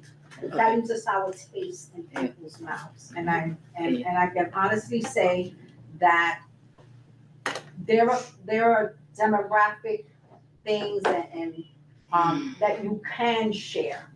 You choose not to share. And I totally get it because you're protecting your institution. However, to come in and just talk to some of the organizations in East Harlem, that is not community engagement. I am so sorry. You can slice it any way you want, but that is not community engagement. I think that's an insult to say that that is community engagement. And the fact that it's showing us a wonderful, idea of what you're going to do, when this community doesn't have that, and you don't come in with suggestions, I'm gonna tell you, I've written RFPs and I asked for money. And I'm gonna tell you that one of the things you put in an RFP, seems like this wasn't land you owned, you had to acquire it, however you acquired it. But one thing you do on your business plan or anything, you have a plan of what you want to use for this land, right? And you have a section, I'm sure, where you want to engage the public, what you expect it to do and what your expectations are going forward. The fact that you are reticent in sharing any of that is quite concerning to me, because what I know what's gonna happen is you're gonna build your facility and that's it. And we won't see you again. And the engagement with this community will be minimal. And it will only be what you feel that you can do, not for the benefit of the communities. And I hope I'm wrong. I came here specifically just for this. And I really hope I'm wrong. I really hope that I've gotten a different, wrong kind of feeling, but I don't think so. I really don't. And that speaks volumes, because I think anyone who knows me on this board will know that I will bend over backwards for anything that's coming in this community that will benefit this community. You use the term people of color. That's a very generic term to use. And frankly, it can be insulting when you can't say specifically who you're serving. So if you want suggestions, I'm sure this committee here that is full of seasoned people can give you suggestions. But the fact that you can figure out what this community needs, and we have a district needs on our website, you had to know the makeup when you have business people come in to look at available land. That speaks volumes, and it doesn't speak, it's not a good look. I will say on the community reach regard of the outreach, I did mention during full board, and David and Xavier weren't able to make it due to personal reasons, but I did go to one of their community outreach events, but that's the only one I heard of. That's just full transparency. That was the only one I heard of, that it was at, was it Amor Cubano? Yes, and there was renderings and stuff, so, but that's the only, in terms of community outreach, that I heard, and I don't know if it was widely advertised. So, I was just saying. Yeah, so we reached out to Xavier before we announced. We wanted to give him the courtesy of that, and we reached out in the past to Elsie as well as Deanna before we announced in December 2024. And we've made outreach with it's not the community board, but it's with if you wanted to reach out, you would start with people that you know within your community. For the sake of clarity, you're talking about elected officials? No, I'm talking You about. said Elsie. Well, I'm just talking about Let her some finish, elected let her officials, I'm finish, talking about she's other getting there. kinds of outreach, right? And so maybe it's not visible to you, I think we have, and all I can say is I don't wanna, I hope that we exceed your expectations, and I expect that we will. Other than the event I mentioned, was there any other like public events that were advertised, and how were they advertised, and how was that event advertised? Because I heard about that one from Xavier, and I announced it during full board. But it was unfortunately too close of a turnaround for some people to make it. So it was like the next week after full board. So that event that took place November. Mhm. November, it was intentional to invite the residents of 108th and 109th Street, specifically to speak to the phase-in construction process of this project. We know in this phase that the pain point of the community are the residents that live on 108th and 109th. They have to experience the cranes, the drilling, all the things that come along with a construction project. So that event was to invite those residents on, again, 109th and 108th. Is that gonna be the only event? No. Is that gonna be the only time that we come in here tonight to have a conversation about what partnership looks like? No. Do we understand the frustration, the distrust, the sins of other developers and other projects? Chair, No, but I'm just talking about, you know, man, can you make your Wait, piece, with man? all due respect, sir, with all due respect, I am tired of people coming in and explaining away the concerns of the community. Please don't speak. I am talking about general this is not, you're not only on one block. Your kids and everyone that's gonna come in will stay on that block. They're not going to the whole community. So for you to say you only spoke to that block because of construction concerns, sir, I have been through many constructions and my building is gonna be redeveloped. That is not an adequate excuse. It's not an excuse, man, it's an It is not, explanation to the it is event. not an adequate excuse. I am saying that usually when a project is coming in, they announce the project to the community. They may put flyers, they may put something in Link NYC, so that the community at large can know what's happening and what's coming in their community. I'm not talking specific to that block. I'm talking specifics about generalities to the community. That is what I'm talking about. Liquor licenses in this community go out and get more information and have more visibility about what they're doing than what I've seen in this project. And for me to say that, that's a problem.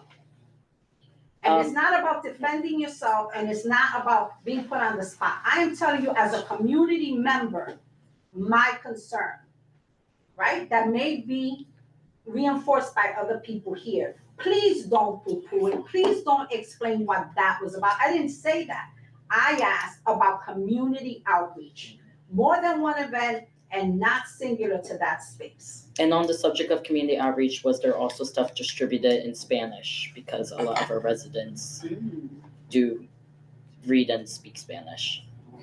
Just, that's just a general question. Is there like material also being? There's the materials that we handed out on November 20th were both in English and in Spanish, and our event, we had our interpreters as well. Oh, you had interpreters. Okay. So, Malik, there's a line of questions. no, I just want them to answer your question. Okay. The question was, did they have other events? Yeah. That was the question, so I'm just trying to. Yeah, sorry. Was it yes or no? We will have other events. So We no, don't have any- if there hasn't, okay. All right, so that was the, okay. Adem. I'm gonna let Russell go, but just to make it clear, I am a committee member. You do know that, right? I am. at large. All- I know, I'm So, trying. no, I'm just saying, no, I get it, it's been a while, so. I'm it's fine. trying I to, know- I'm I trying to wanna say- mediate a whole No, I wanna conversation, say please, something y'all. too. None of this is personal between anyone in this room. No, I'm just making it clear, they're passionate, not just for themselves, but because it's for our community. I understand you guys have a position, I just want you to know, I think we all know, this is a healthy dialogue. It's just, it's important stuff. And a lot of us have worked in schools, have kids who go into schools around here, and we want, like we do the best, like our district does the best they can, but we want even better for our kids because they deserve better. Do you want me to go, Russell, or you? No, I'm waiting. You wanna Sorry, go first Russell. or me? You wanna go? I'm Go, Russell. Russell, Fernando, No, Russell and me. Russell, Adem, Fernando. I lost track of hands. Someone remind me. Russell. So what you're speaking, what I'm experiencing, what you're experiencing, is repetitious. The game plan of others coming outside of our community, coming into the community. People who are fully knowledgeable about all the processes, all the institutions to do things. You're here now because you know it's required to be here. You're required to be here. When you say you came to the community board, you didn't appear, unless I'm mistaken, to the land use, because that was land use, correct? No, If it were, what you're hearing now. I don't know if they went to. What you're hearing now is a community board, a committee, well-informed, well-practiced, and prepared. I don't believe you were prepared to hear what we had to offer. So now we are backing up in your introduction, which was fantastic, if we were asleep, that you have a school, you're expanding it, all the fantastic things you're going to do, and you initially said the purpose of your doing it, which is supposed to be to satisfy the needs of your school, the students, during the school day and after school. You have community partners already that you have long-term partnerships with. So we have sociological, socioeconomic situations here, because we're a caste system. We have underprived, underserved, never were served students. And we are trying to see how can we have a fair mixture of all that finery that we never get to see, never get to experience, to be integrated. So when I'm hearing that, as Nilsa says, it's an embarrassment for us to be slapped in our faces again and like we're not supposed to know. We're talking about, I know you plan that school to be there forever, right? Mm-hmm. Forever. So we are experienced with people coming to talk to us for short-term things, give us a crumb out of a loaf of bread, and expect for us to say we are satisfied, and it's nourishing, it's long-standing. So we're talking about how could it be, or how will you present to us a strategic partnership, especially when it was discovered that if she didn't bring it up that way, it would have been that this is 100% private dollars. And that will make people like myself even sit back for a second and say, damn, it's 100%. So I say case closed. I don't even want to talk anymore because you already know what you're going to do. Being that's not the case, we're talking about a resident of a neighborhood. Asher brought up the bus is coming through.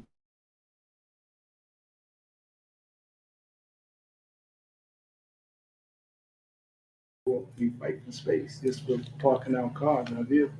So we have a lot to do, not to say you have to be apologetic, which you should be in another way, by delivering what we need. It's not about, it's a negotiation now. It should be a fair negotiation because of where it is. And how does this community get respect that is due? How do our young people, how do our schools benefit from it in a big way? It's got to be, like she said, it's got to be a part of this equation. And no matter how you apologize, it's like milk has been spilled. You can't put it back in the container, but we have to move forward. Yeah. In a respectful way, in a meaningful way, in a significant way. Yeah. We're experienced at this with other institutions that come in, window dressing, PowerPoints, and then once that short period goes over, they go to the bank. Yeah. Big time. In terms of, just a quick question, did you go to the land use committee? Because it was brought up. Yeah. No, they didn't. Okay. So I just want to add to what Russell was saying. You're not the first entity to come, no, just follow me, it's not a question. You're not the first entity that has come, and we've sat for months working with other institutions, and I'll name it, Sport Time USA that does the tennis. And they're serving our schools in this community, they're serving after schools in this community, and they're busing kids out to their facility. And we work with them to make sure that we had students there. And at times we as a community didn't get as many active students involved in the program.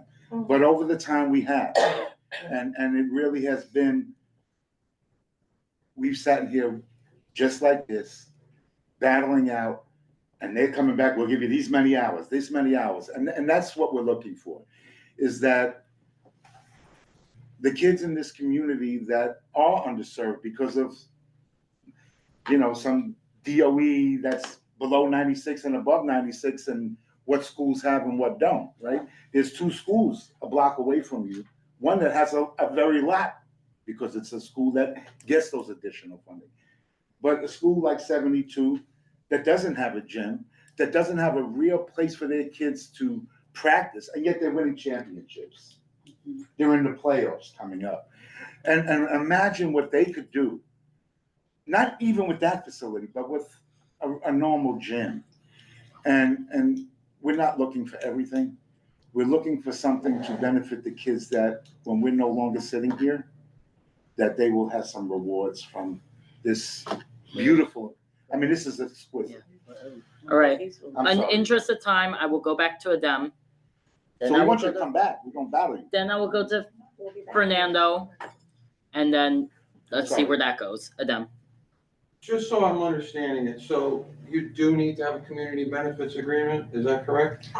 We need to check because, no, I mean, you can smirk all you want to. No, I'm not asking because of her, because it sounded to me that's like when she conversation. asked the question, that it was then said, well, we didn't want to come and tell you what we were gonna do, because we wanted to hear from you. So it did sound like it was accepted that that was a fact on your end. So it. No, not when you asked it.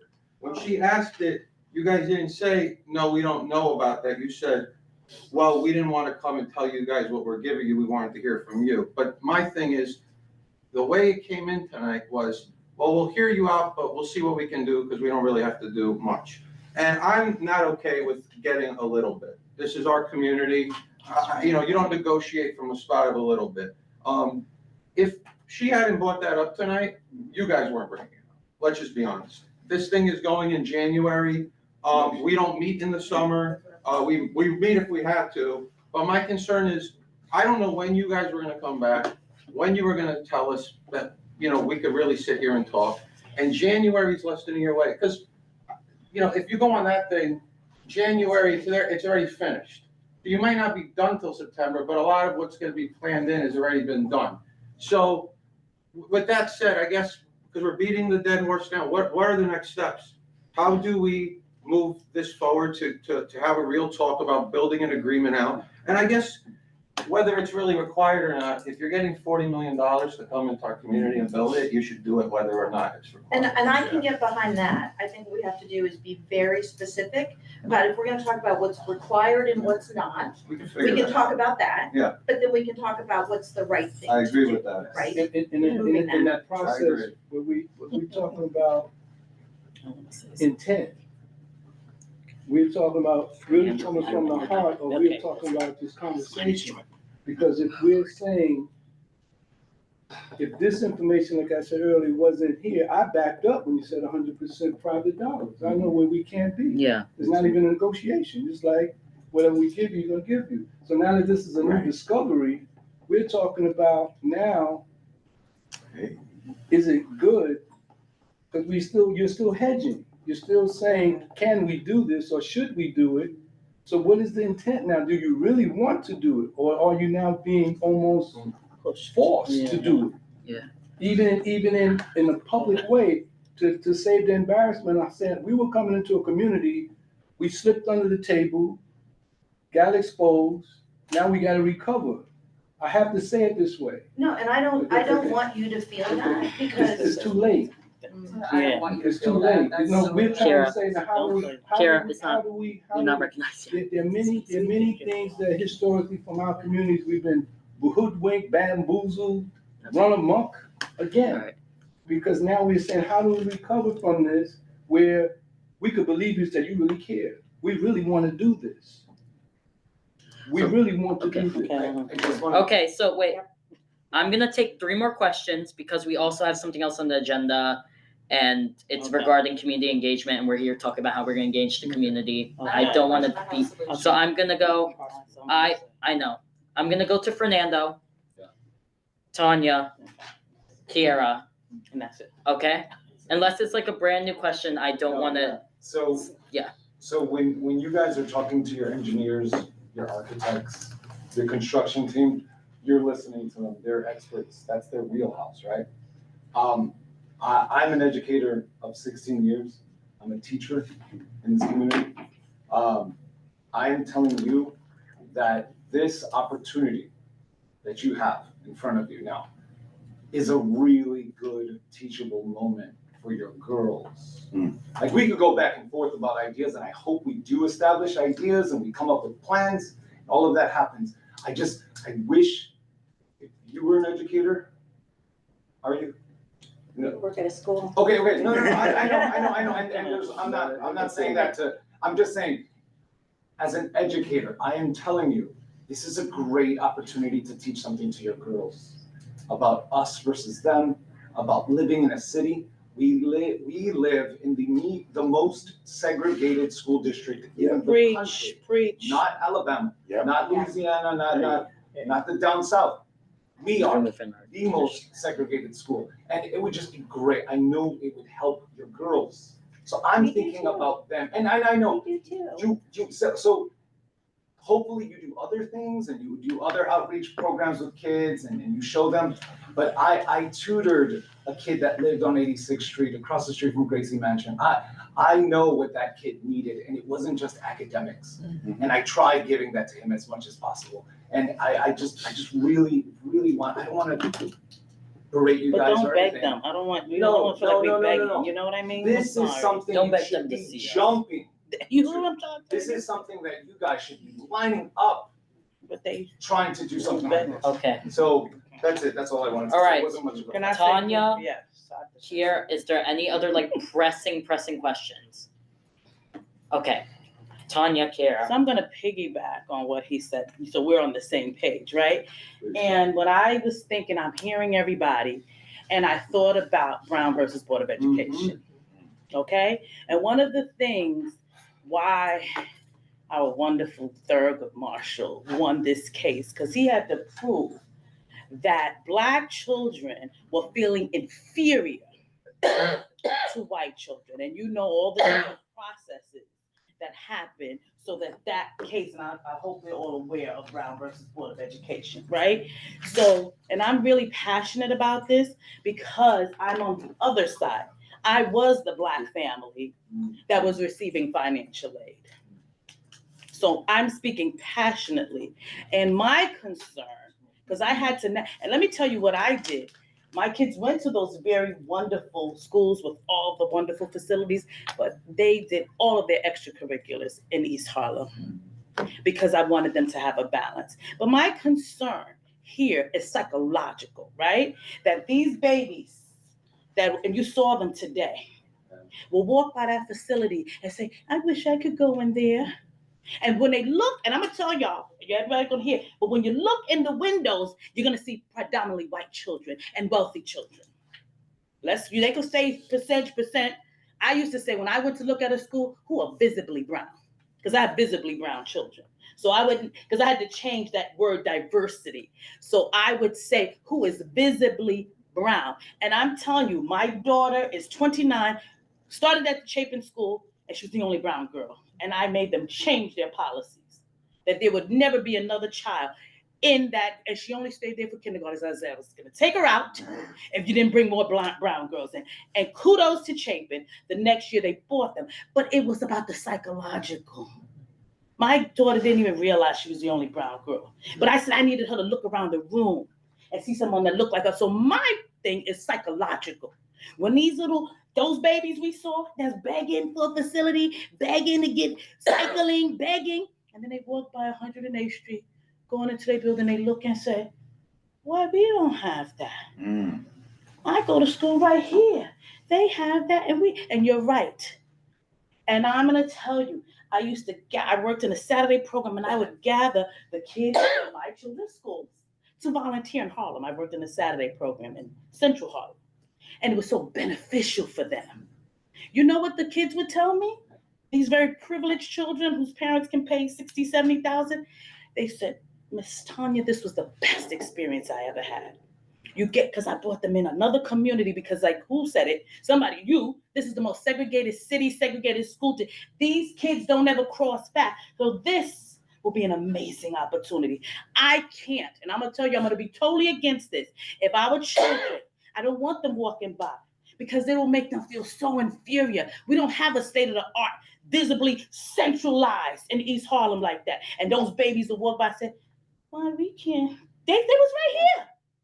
And they walk by and say, no, none. That's my whole thing. Brown versus Board of Education. We fought. We won because of inferiority, and we can't let that happen again on any level.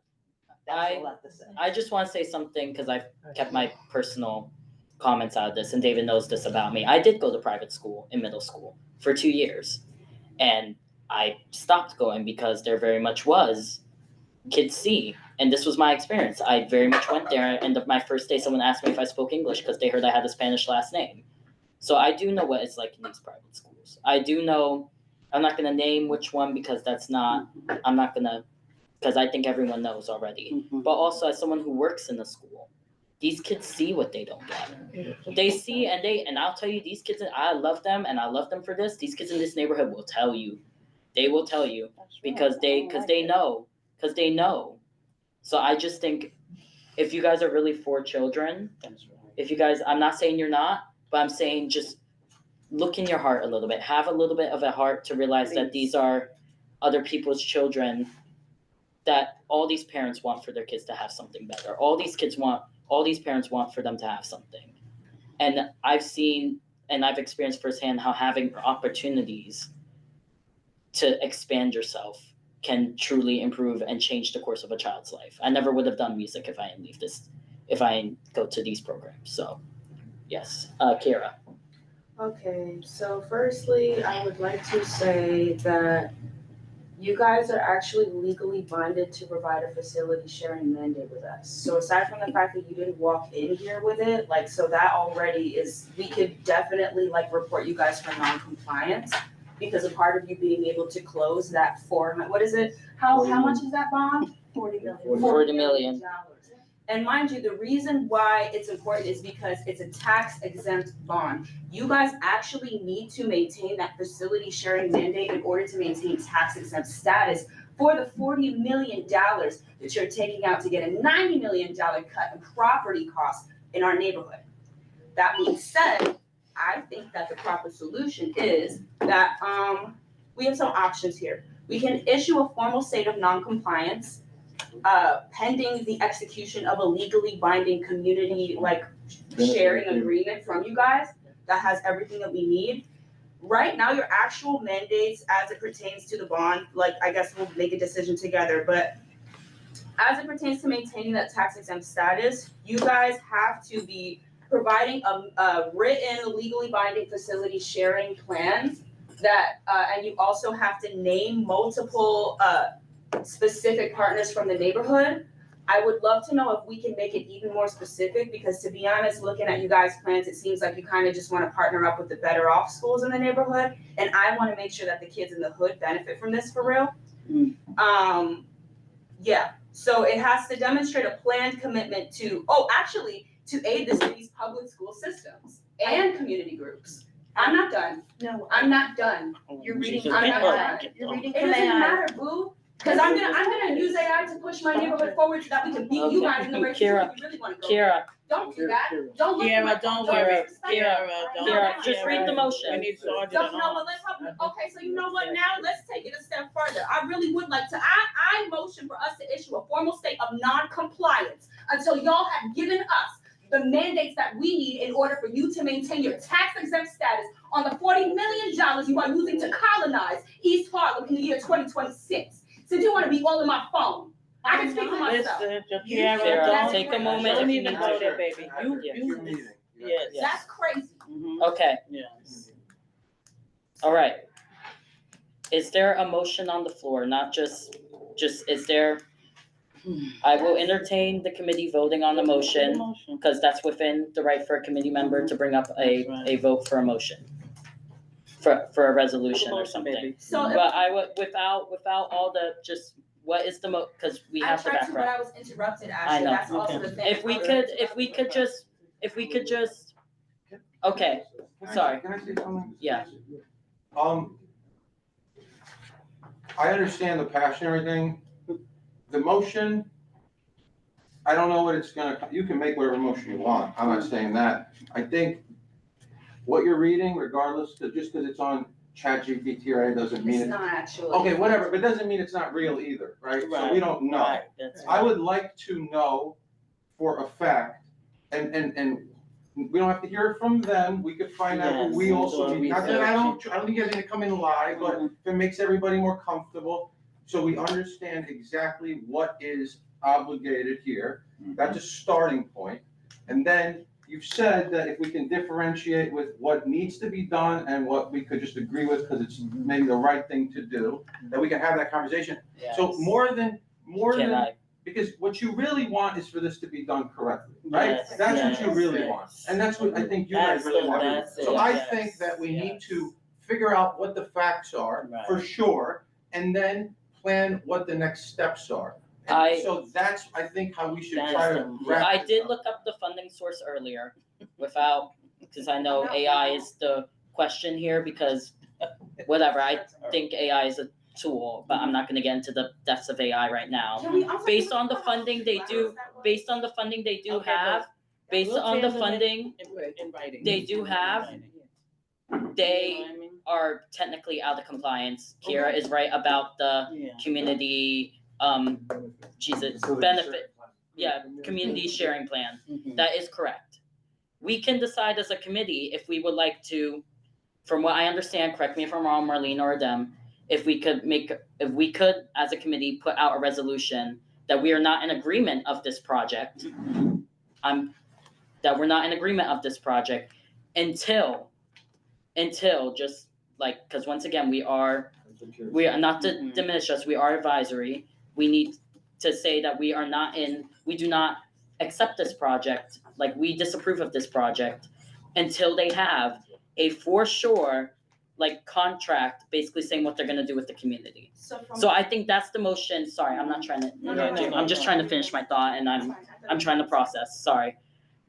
That regardless of colonialism claims, or I'm not saying just claims, but you know what I'm saying? Yeah. That the facts, let's stick, like the facts are here that they're out of compliance. So we could take a position on that if we want. So I'm just putting that out there. May I make a solution that maybe we table, ask them to come back next month? We get all the information that what's required on understanding on both ends. Yes. And then we begin to negotiate. Because the reality is, the project's going forward with us or without us. But if you're not in compliance, you could possibly lose funding, right? Or whatever. We will find out what the requirements are for you accessing the funding and remaining in this community. And I think if we all do that, we can come back. And I do want to say, we didn't do this without a lot of counsel. Bond counsel is a very specific part of the law, right? So you hire people that do this every day of the week, that give you guidance and say, you do this, and you do this. And then it says, every quarter you must do this, this, and this, all of which we are doing. And so if we are out of compliance, we're gonna go find out, 100%. But it's not like we were trying to be purposely out of compliance or unknowingly out of compliance. We hire people to tell us this stuff, right?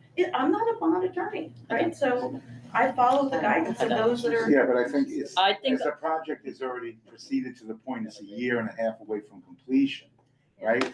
I'm in the process of building a building too, and I know how long it takes, okay? So it just doesn't happen. And then again, if there are things that are, again, lawyers may miss something, or maybe they don't know.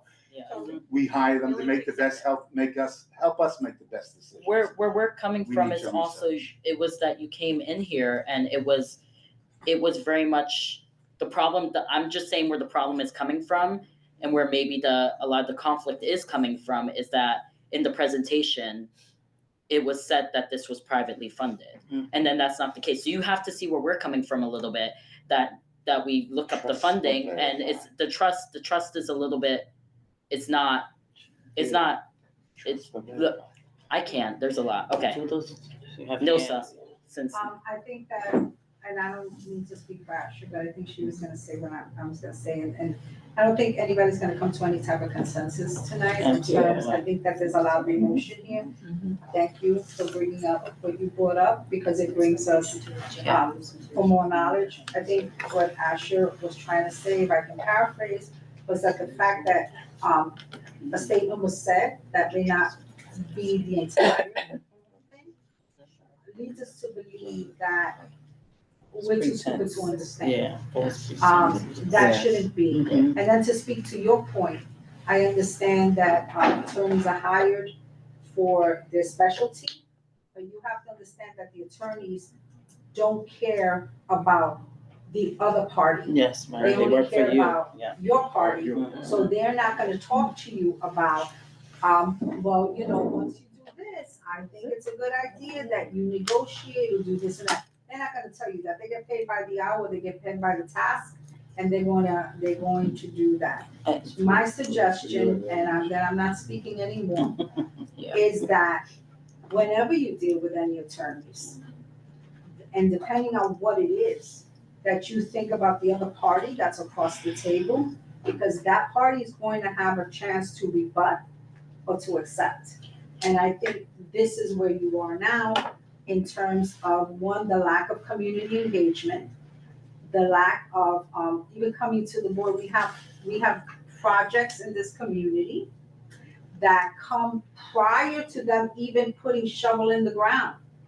They come to get ideas. They come during the process. In our state is pre-Euler, right? And then Euler, right? And so we have people that come and really want to buy the goodwill in terms of relationship.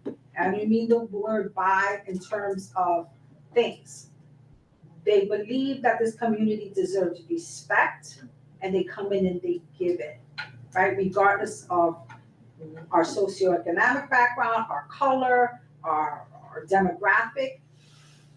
And I do not feel that this was very well thought out from the beginning, because I'm coming now and this is really almost like a done deal. I do have one question that I meant to bring up earlier, just in terms of like, we know this, like just the fact is this project probably has been in development a lot longer than it was necessarily presented to us, which is not the fault of y'all necessarily. Was anyone else from the community board contacted in those pre-stages that maybe I just didn't know about, was my question. Just Xavier. Okay. Y'all didn't hear what they said there earlier? Well, I'm just asking the question because I just wanted to, okay. And was it ever suggested you come to the committee? Like, that's just, was it suggested you come to the committee? Well, Or when was we it just a presented in conversation with December the previous? Yeah. When we presented at the full board, it was at the invitation of the then board chair. Okay. All right. I will. You know, Kira has a. Yes, a I know. motion. No, there's still a motion. No, that's what I'm saying. That's what I'm trying to go back to. I'm like, so without any, just for people who aren't familiar, the motion will be put on the table. Just a motion. I think I'm gonna close out dialogue just for this moment, because we will have them back, because this is not the end of a conversation. Especially if this motion passes. I'm not saying it will, but I'm saying if it does, this will definitely be more of a conversation. Or you do whatever you want. You can withdraw it if you feel like it, or you can wait for a second. Can I adjust? That's You could- actually what I wanted to do. Yeah, sorry. Yeah, amend. So, yes, I'd like to amend the motion in light of David's perspective. I do think that it is important that the board just like visibly, like for the neighborhood and for the community, take a stance. Like, we don't just let them walk away, just like oopsies. No, this was up like $40 million. So from my understanding, we can motion to reject their presentation.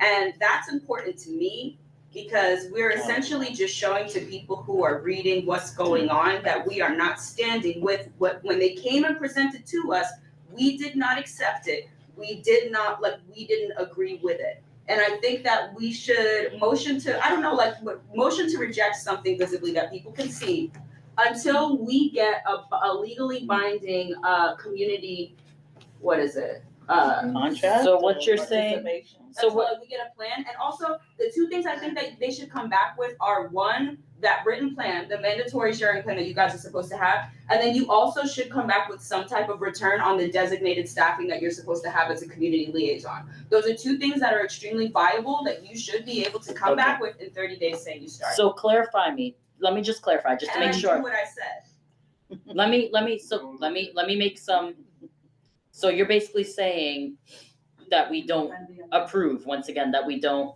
Yeah, because what I said before was that we file a I'm just trying to make sure the motion is clear for the record, because poor Fernando has had to take the minutes for this meeting. Can I ask a question? It's not a question, it's a motion at I this think point. I know what he wants to say. Yeah. Yeah, let's hear from them. This- Let's hear from them. This presentation wasn't a formal approval process for this evening. This was a information on the status of the project. So in the spirit of dialogue, putting a motion forward that you disapprove of a presentation where the spirit was informational, the purpose of tonight was informational. We were not seeking from this committee approval. You don't need it. This evening. Let me say something, Asher. Yeah. So, But you don't, we don't They don't need, you don't we want don't Discord need, either. and again, I'm not saying, right. No, I know what you mean, you weren't asking for anything, that doesn't mean that we can't make a motion either, to make that clear. Again, Well, I'm just again, trying to clear up the even- process. Even in an informational session, I believe Make that a the motion. committee hearing something that could happen. Could take you a could stance on disagree disapprove with it. Before it even happened. Right. So just for that. Well, that's what I'm saying. All right, hold up, While we David. can, We can. I think in the spirit of trying to work together at this That's, point, hey. like I mentioned, and I have no problem. But we're trying. As I mentioned earlier, we've sat at this table in different committees, in this committee with other entities who was just as conflictual of what should happen. Mhm. And we were able to work on partnerships Yes. within the spirit of coming together in community. Coming to an understanding. Now, Yes. I will leave it with this. As I learned from Principal Hernandez when I entered his building, trust but verify. And I think right now, you do not have our trust. And in order to build our trust, we need to verify the components and then make sure that we're all in compliance and see how, as a youth development leader, I want to go back to what Fernando said. That this could be, I have 5 daughters, age 9 through 38. What an experience this would be to work on some collaborative community effort where we share culture. And I think, as somebody also said, what Bad Bunny was saying is how important our culture is and to share it, and how important love is, and bringing us together is a lot more work than bringing us down. So you are now a neighbor in our community, whether we like it or not. You have purchased land and you're gonna build on it. And we wanna make sure that those kids that are in this community that will see that building That's what I'm talking about. and go, I play in there. I go in there and I play. My basketball team practices in there. That's the work that needs to be out of this committee. It's not in the community. And I don't think at this point, we need to burn any more bridges that have already been burnt. And from a family of Italian construction workers, that's the other side, Puerto Rico's the other side. We built the Brooklyn Bridge and the Empire State Building, laying brick by brick. So, my proposal, I'm gonna put this. I say we don't take a position necessarily this month. However, next month, if we don't see any, let's say, effort of communication or collaboration, then I think it's very much within the committee's right. I'm not saying we have to do that, but within. Speak the truth. Yes. There's still a I motion. see it. There's people Okay, that well, are there not. still is a motion which needs to be, we could vote on the motion. People at all, like I'm watching her smirk as you're saying that I don't trust these people. I think we gotta walk away with something, even if it's just for our community, because this is what I'm saying, the motion is not about, it's not about these people. It's about the people who are now tapping into our community board in light of the popularity of our neighborhood is becoming very popular very fast. And a lot of young kids are really gonna start to tap into what we're doing. And they are going to check us if we leave this unignored, I'm telling y'all. So at the very least, we need to make a statement. All right, the motion is on the floor, so let's address that first. Sorry. Yeah, so on the topic of your motion, would you be willing, like we do conditional motions, right? So we require them to come next month with all the questions answered that we have, ready to, in advance, so that we could start to prepare and understand what we can ask for, we can do. If they don't do that, then this board could go on record as being against this project. That's what I was trying to So say. that means it gets triggered at their non-compliance within a month. That's what I was trying to say, They need to come and yes. do what they're gonna say they're gonna do, and then if they don't, then we can say, now we have a reason, even more so. Mm-hmm. I think that's what you're saying. Motion, but I feel like, yes, I agree with you, but I feel like a motion to reject after a month would already be pointless. I feel like at that point, we should just No, it'd motion. be Well, a that's rejection. just- It would that's a actually be general rejection procedure. from today. Can I say something? It would mean they never did it, so we've rejected it since today. Can we take this stance also, if you guys just hear me out, and I'm just Yeah, thinking out go ahead. loud, right? Friendly amendment. Okay, right, so here, listen, right. You gotta say friendly amendment. So, friendly amendment, but, so here, and I'm new to the board, so I'm getting all the lingo together. But in their, like, I wanna say in their defense a little bit, they are hearing us for the first time, right? So now they're taking all of this in, even if that wasn't their goal, they were just giving us information, but now they heard our hearts, right? Yeah, you know, they It's heard not us, the first- right? And now we're like, should we, and this is on you because that's your motion, right? Should we give them the responsibility after they heard everything? Right? To come back and say, okay, we heard you, and here, I'm not saying, because I hear you, Kiara, I don't wanna like minimize and I lived it, so there's a whole nother story here. However, they're just hearing us, right? And hearing our perspective that could have gone over their head, right? They just came here to tell us about their project. They probably wasn't expecting this kind of response, right? Like the passion that we have for our community. So now they heard our passion. So that's just my thoughts, right? Like, and I'm not defending or not recognizing, because I hear you, honey. I hear you all the way. But they came here with one agenda, not expecting Kiara to pull up facts, right? And and all these other things that happened here. So let's see what they're gonna come back with. And like someone said, they bought the land already. It's a done deal. Right. But now, do you want community? You want our love? Because things will stir up. But you're 100% right. I still think that can all get done with making the motion that way. Because then we're saying, fine, do what we've agreed to in this room and we're fine for now. But if you don't, then why wouldn't we have that position?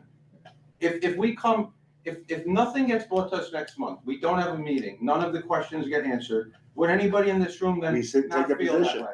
We will sit here without them in here and take a position. Why not just do that now if it doesn't That's what happen? I'm saying, by that point, So by she's that saying point, hold them we should accountable, yeah. be motioning I to agree with issue you on that. non-compliance. It shouldn't be like if by a whole month and y'all don't come back, it shouldn't be. No, but it would motion to- start then from today. So Okay, basically, the whatever letter you're will saying, list all right. today is what you're saying. Meaning, Yeah. if they come and do everything they said they do, we're never on the record as having opposed this. But if they don't, then we are. I don't know why that isn't reasonable. We're not I think that's asking for them- reasonable. We're not asking for them to commit to anything, then answer questions that come back in March, right? Yep. And if I that think can't that's happen, then I reasonable. would wonder who at this table would be have a problem with them being. I would think even after March coming back, that we would set up a task Oh, of force or a course. smaller group to More, I work just need a start. with really solidifying these I issues. agree. Russell. But I think it should go on record that they came here, they heard, and then changed their course and did it. That should be documented, not that it didn't never happen. It should be understood. But that should be they came. reflected in the minutes, regardless of a Yeah. motion or not. Okay. It should That will be reflected in the reflected, minutes. hopefully. They Yes, need that will to be reflected in the get minutes. credit, they need to get credit. All right, it is 8:45, and I would I would like to respect everyone's time, please, because we have one more presentation. I wasn't necessarily planning, but I think we need, it was accomplished. Tabled. Kira, Do your motion. you can put your motion how you want. There was a suggestion made. But you put it. Friendly amendment. Repeat the suggestion. You can withdraw it and make it from scratch. Yeah. Just withdraw it and go from scratch. Give us some direction. I withdraw my motion and I motion to.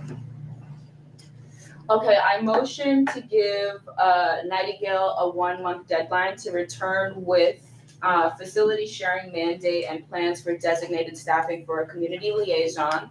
If they do not come back next month, we will file an issue for noncompliance. And that is my motion. Second. Okay, Marlene, may you call the roll. Second was Fernando. I heard Fernando first. I got it. Fernando Alvarez, Yes. David Giordano, Yes. John Green, Kira Jerez Olson. Yes. James Kemp, Yes.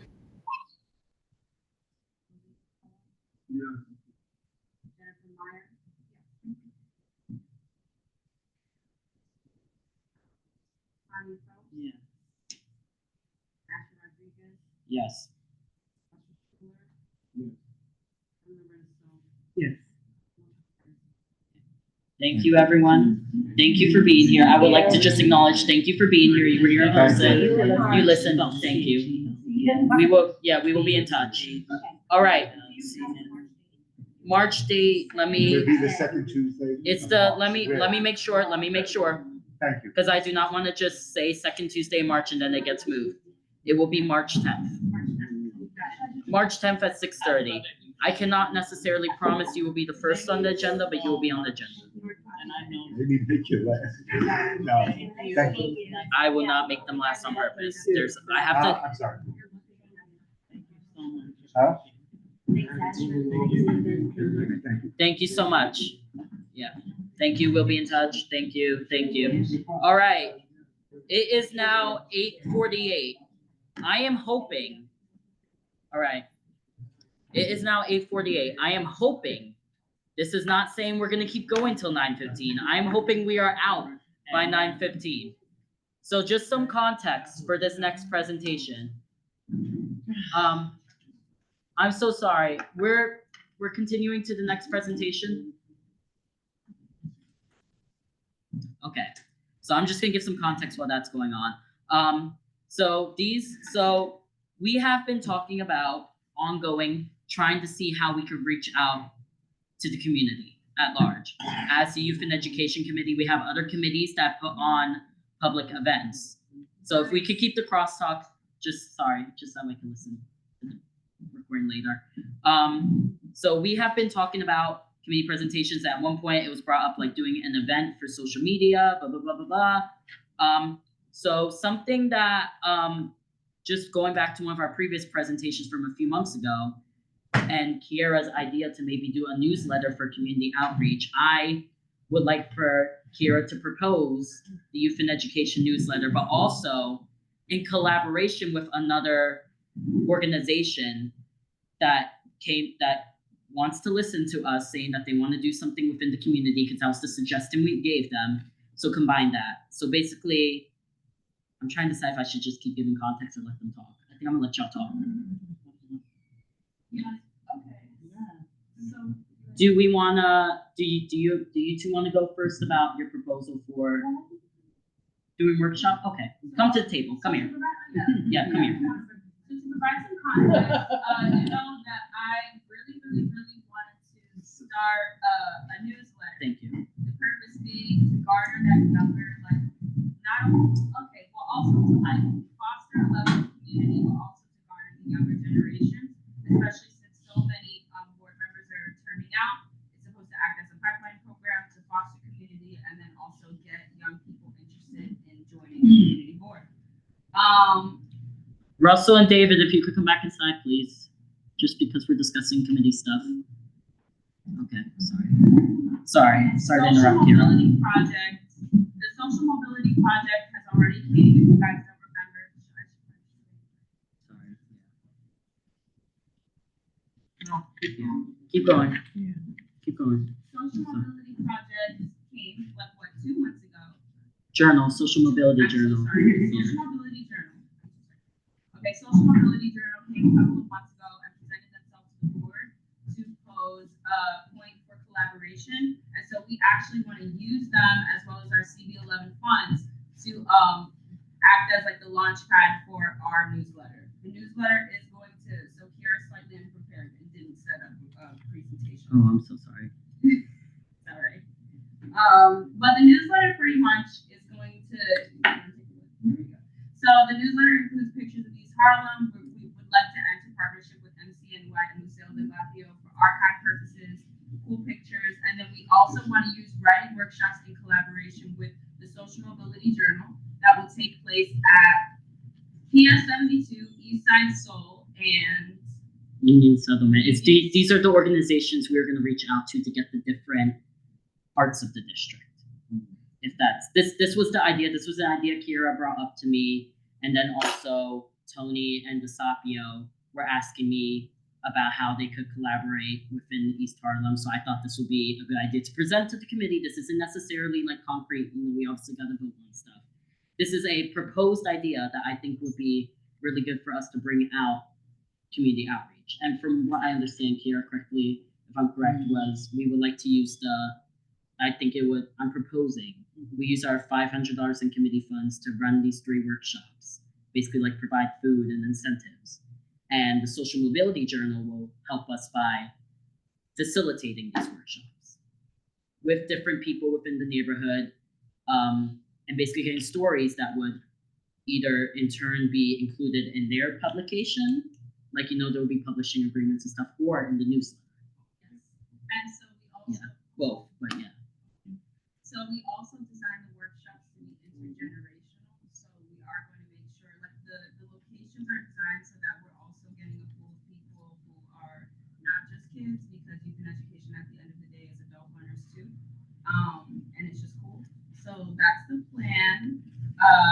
We also are planning to do mainly digital and then make some public copies to give for like the older generations who are more appreciative of a physical copy. Too much. But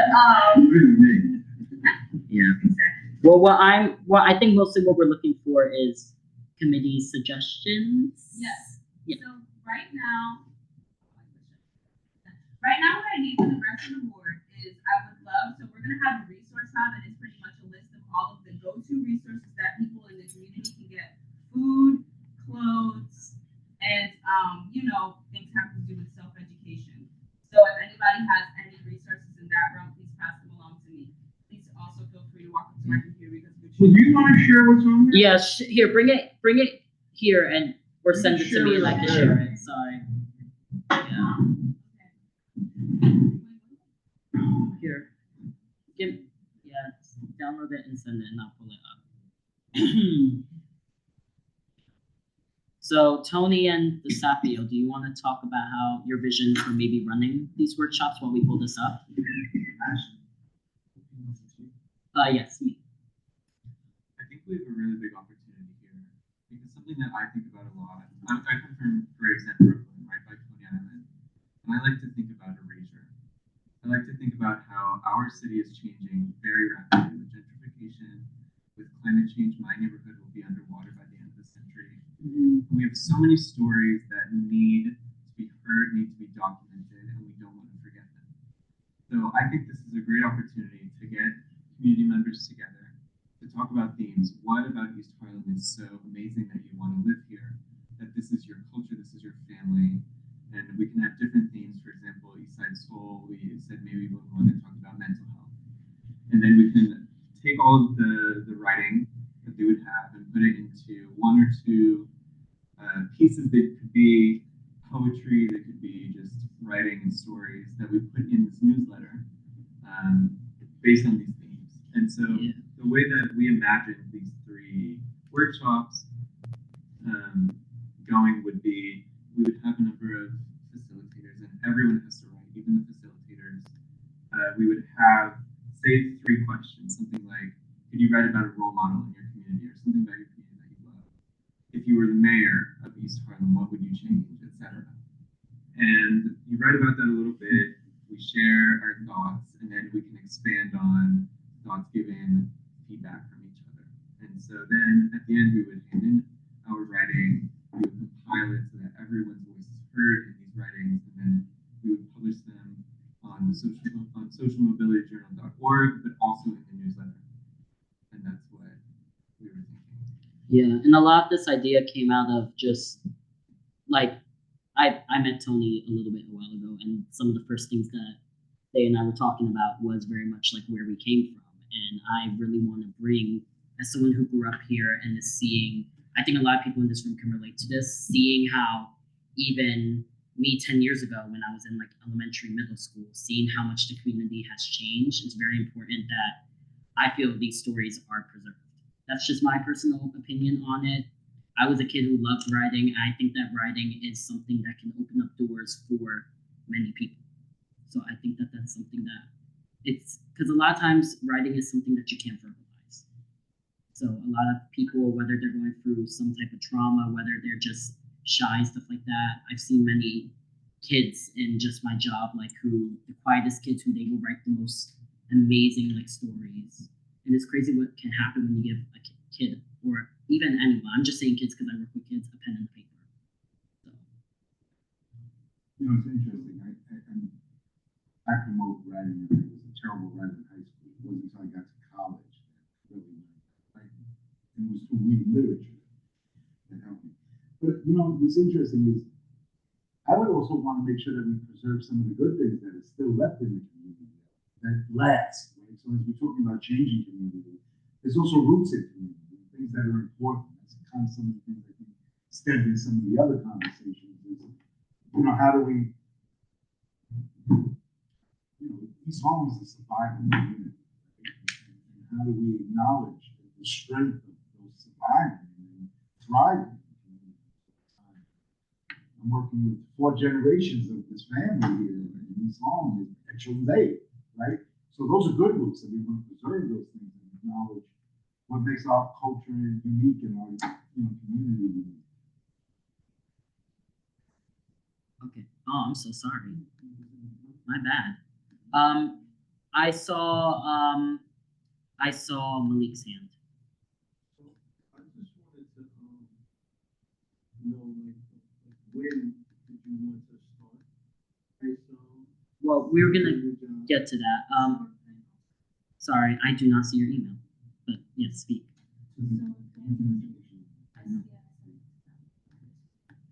we're planning to launch, I believe we said we were gonna launch in May or June, right in time for the new school year. The first workshop is going to be in March, the second one in April, third one in May. That's what we want. We're gonna launch right before the school year. That's the ideal timeline. So it's not like it's all happening. Right. So you're gonna have this.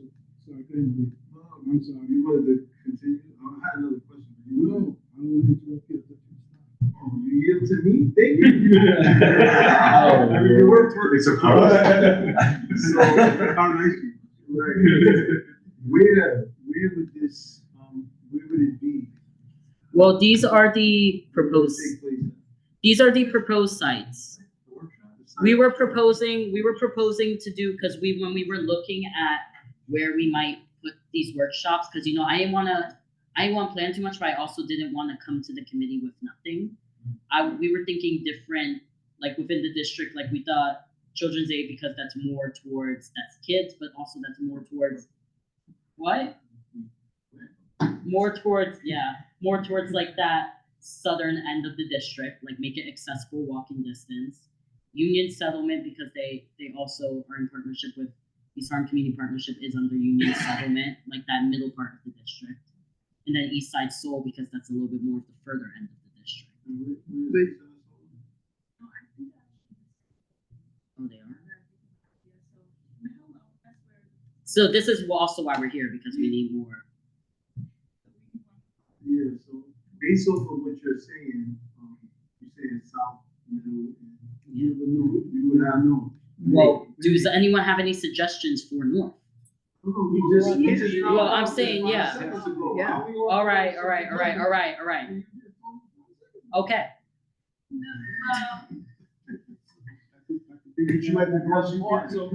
But my thoughts have always been, when I talk to the team, it's like, when you do the workshops, we're talking about another generation, multiple generations writing a story.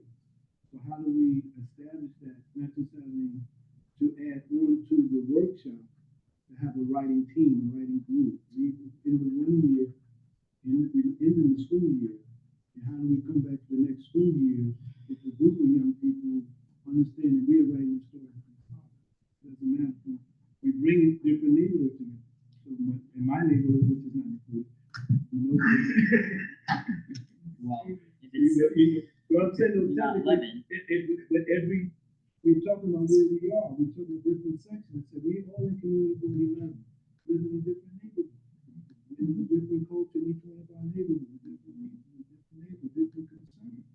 So if I'm writing my story above 125th Street, I got a different story. So I got younger people. No, because they're right. Believe it or not, I always say where I live at was the bullseye. We decide how everybody's gonna live everywhere. Everywhere. So we have a different perspective. So I'm standing right here, what we're doing with this fantastic, that's it. I don't like to use the word empowerment. So traditional thing. But when young people understand, we giving them the right to say, write your story. They write their story. We want to have the future journalists. Where could that lead to? Yeah, nothing is concrete. This is just a proposal. I'm saying planning. Nothing is concrete. That's what I'm saying. Suggestions could it be? My hope is that we end up, because I don't want to do all of this. So my hope is that we end up creating, well, yes, also we have a task force from you guys, you amazing people. But also that eventually we end up having students from the district start to like do a little more work and take on responsibility. Because it also acts as like, We know this person do that by design. Yes, by design. It's like, this is what we bring in here.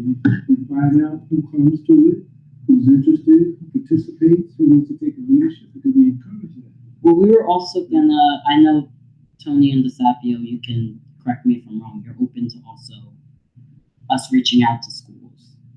Yes. Okay.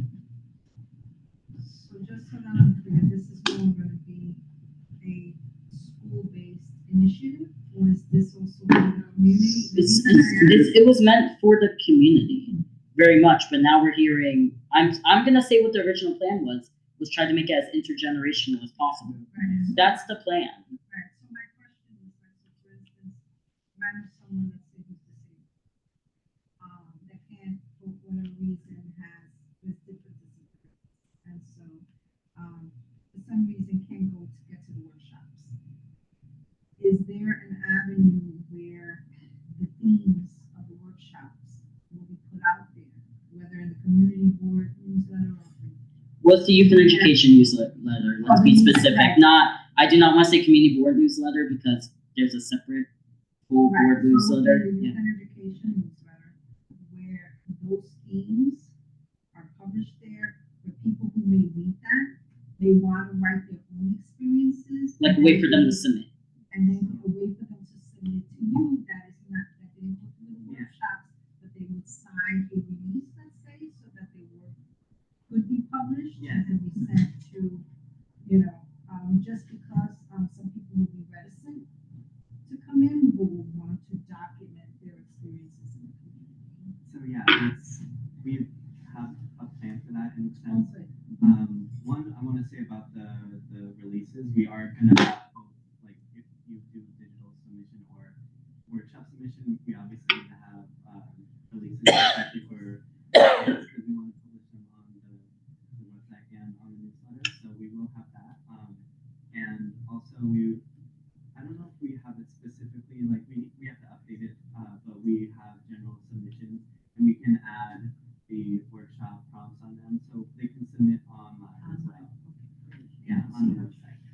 On the subject of themes, this is a very loose template that I created. It's not going to look complete until we have a bunch of editorials from the community. as you can see, that's not, that says right there, that's just the DOE theme for the month, and I couldn't think of anything, so I just threw it in there.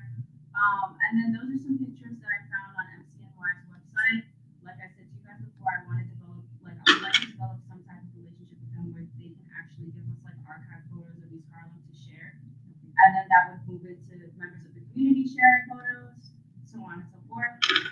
That's the, is that the, I don't have my glasses on. Oh, that's, okay, right. So over here, this is where we have at the top, we're gonna discuss what happened in the last meeting, very, very, very loosely and quickly in a way that is colloquially like accessible for people to read. And then at the bottom, it's just gonna be a preview of what we have going on the next meeting.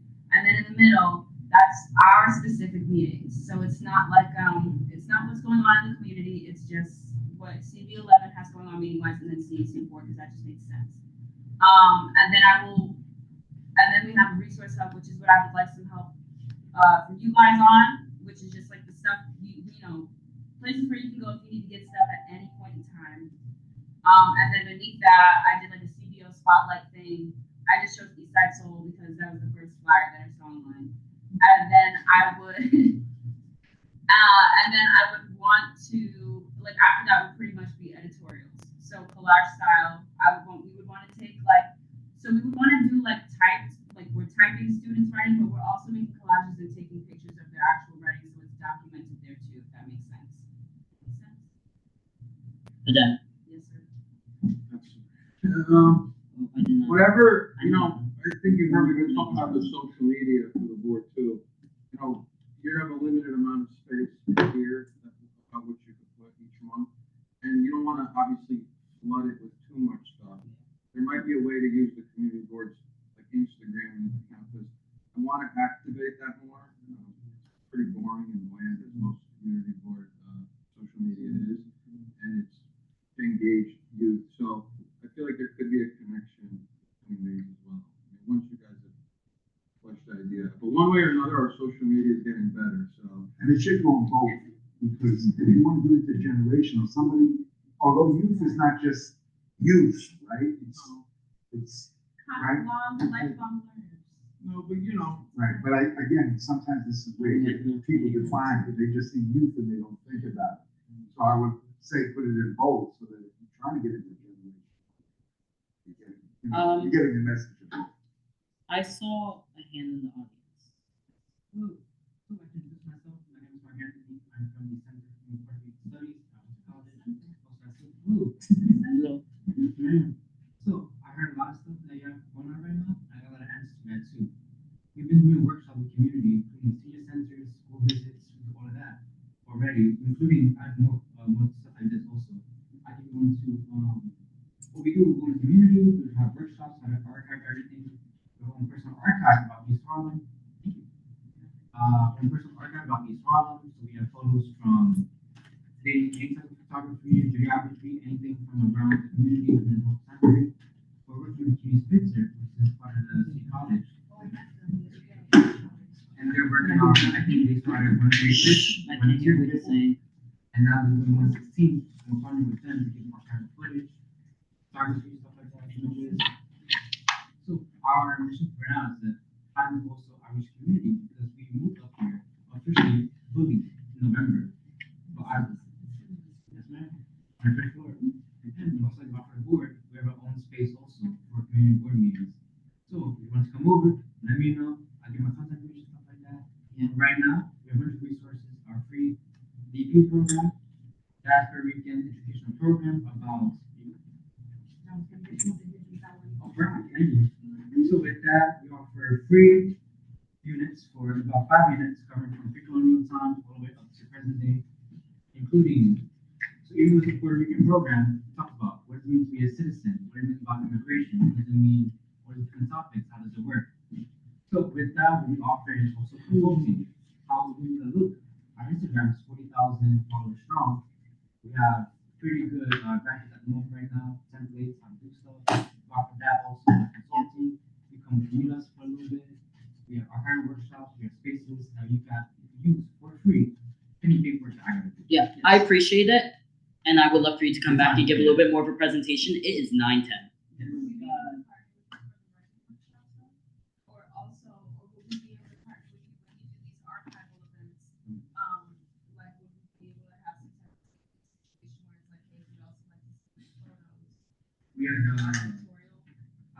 March 5th and November March 5th, I'll be events also here. I'll get to board everything they want to do. I say exchange emails.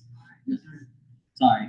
I'm really trying to be respectful of time because it is 9. Any questions, I want. Yeah, I know, it's just, I appreciate it, love Centro, I go to Hunter College, I think just this is more, I would love for you to give a more formal presentation at some point. Yes. All right, back to this. Is there anything more you want to say? Open to suggestions on a rolling basis from the committee and board. We'll also provide updates as we gain more material. And yeah. I'm also looking for maybe, because I'm trying to do committee, like I'm trying to engage the committee a little bit. I would love to have, I have to double check what the exact number is before it has to be an official meeting, like how Environment, Open Space and Parks has a task force for their Earth Day conference. I would love for us to do a task force here, so that way we can maybe plan out these workshops, plan out how this will work. And because Kira I will applaud Kira that Kira has put a lot of work into this offline, and she came to me with an idea, and I just want to say I appreciate any ideas that do come to me. This is the only, I'm gonna be honest, the only like concrete idea I've had come to me this year. So I would like for us to maybe, because it's towards the end, it's those $500. I do not want for us to like go without, like those are resources, and I don't want for us to not use that money because we lose it at the end of the year. It's not something that rolls over. Like for new board members, because I know there's a lot of new members. Give me a second. I know that there's a lot of new members, so I just want for you guys to know that $500 does not roll over at the end of the year. No, it's this year's budget. So what we're looking to do is possibly like an end of the year kind of event to bring everybody together, displaying the work. Yeah, that was the proposal, because we already asked and the board offered to print the newsletter if we do decide that we want to go through with this newsletter. Like we don't have to spend funds on printing. So that was the idea. That whole idea was that $500 could be used to maybe just as incentives, just give food to people when they come to these events. Like if we're asking people to take time out of their weekend, especially kids, I think it's just polite enough that we bring food. Yeah. I think that once you have this fully fleshed out, you know how in the past other committees have pitched a project and other committees support it by donating their $500 if they've been allotted. So once you have it more fully fleshed out, you should present it to other committees to see what it's Well, I know that y'all have your things. Okay, so just to close this out a little bit, would anyone? I'm taking names of who will be open to be on the task force because I can't guarantee everyone will be on because I have to find out what exactly the number is. What other one? Everybody want to be on the other one. That's the one I know. I'm gonna get on. I'm gonna get to that, but please, I don't want to create a task force about Nightingale till we know exactly what's going on with that. Next month, I don't want to jump. Okay, we will discuss this after. I'm saying for this. This is let me be clear because it's late. Okay. I'm sorry, not to shush y'all, but please. Okay. Who would like to be on a task force to help with the newsletter, and also I'm gonna say it's a 2 and 2 deal, the workshops. Okay, so I saw Fernando.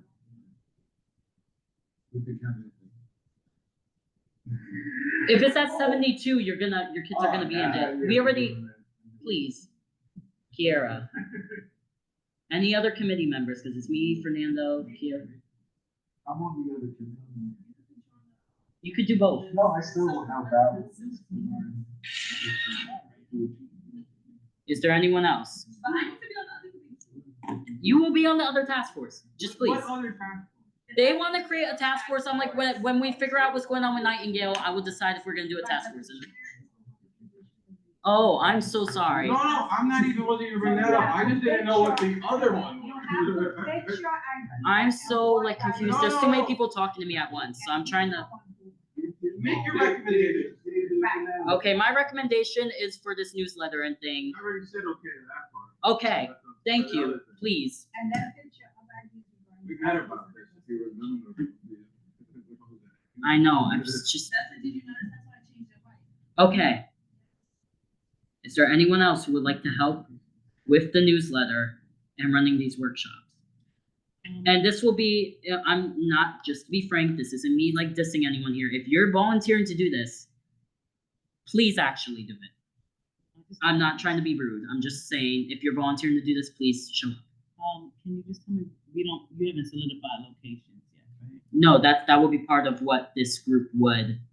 And we'll be meeting separately from this.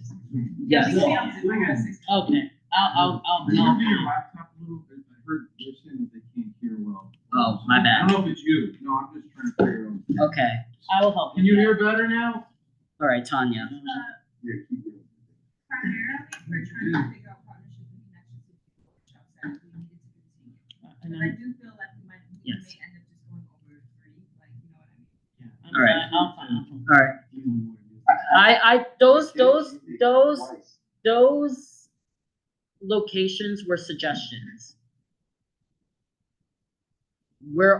I think just because, I'm not gonna say we're open because it's not a one-person project. I think that it's a discussion that needs to be had about where these locations will actually be, okay? And that's also, in this, it will be working with Tony and DeSapio, because don't correct me if I'm wrong, you're very open to whatever questions people suggest and how we phrase these workshops. Because very much every suggestion I've given them, they have taken, I will fully say. Every suggestion Kira has taken, they have, for almost every. Okay. All right, so I have Fernando, Kira, Tanya. Okay. All right, now we will go to old business. Is there any old business? All right, new business. I'm gonna keep this quick, short and sweet, because once again, all right, so crosstalk. Sorry. All right, I spoke to them about this and he's in agreement for minutes. This is something that Youth and Education used to do, and now I'm readopting it. That there's gonna be a new practice for minutes, where we will go every month by last name who is taking minutes. I am expecting, I think this is fair enough for me to expect, that if you will not be here for the day that you are required to do minutes, you will give me advance notice and you will be going the next month. Because it will just keep cycling back to you until you come back. And I think it's a fair enough practice that everyone, we will go down the list and it will be, yes.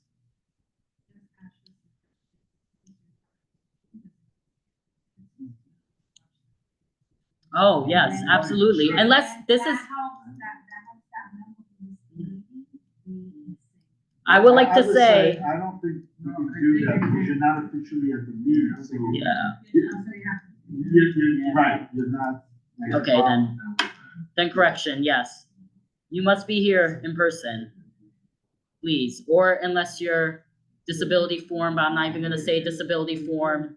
We know, you count, if you. That way, because you're present towards quorum, it's just if you're not, like, technically at the meeting. If you're marked absent, you cannot. Officially in the meeting. In quorum and voting, but All not right. a member who's just on there. Okay, so that is the new, yes. I meant to say this at the beginning of the year, and I'm gonna say it now. This isn't me targeting anyone, this isn't me going after anyone. I would like for us to be a little bit engaged. I know we all have our moments where we have to look at our phones and stuff like that. I'm more saying, just be respectful of the space. You volunteered your time to be here. So I would like for minimum, like phones and stuff like that. We're all adults here. I don't have to go into that. I will say, do not be on other Zoom calls while you're in a meeting. while you're in an in-person meeting. This isn't me targeting anyone. This is just me saying this is just out of respect, especially because I have multiple schools coming here. And just like how we were talking about earlier, how we want our kids to feel like they're worthy and all of that. If they take a glance at your phone in your Zoom meeting, that's horrible. All right. So roll call, Marlene. Present.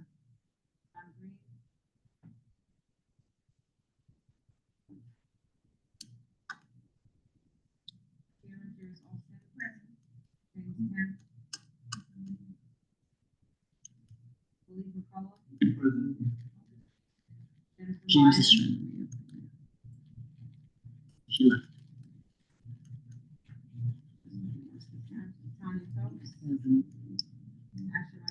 Present. Russell Schuler, Present. Loretta So, Present. and Adam ex officio is present for this meeting. All right, thank you, everyone. The meeting is adjourned at 9:22. Can you do me a favor? Can you Sorry, pass- I'm still here. This is John. Yo, you want your car? All right. I did.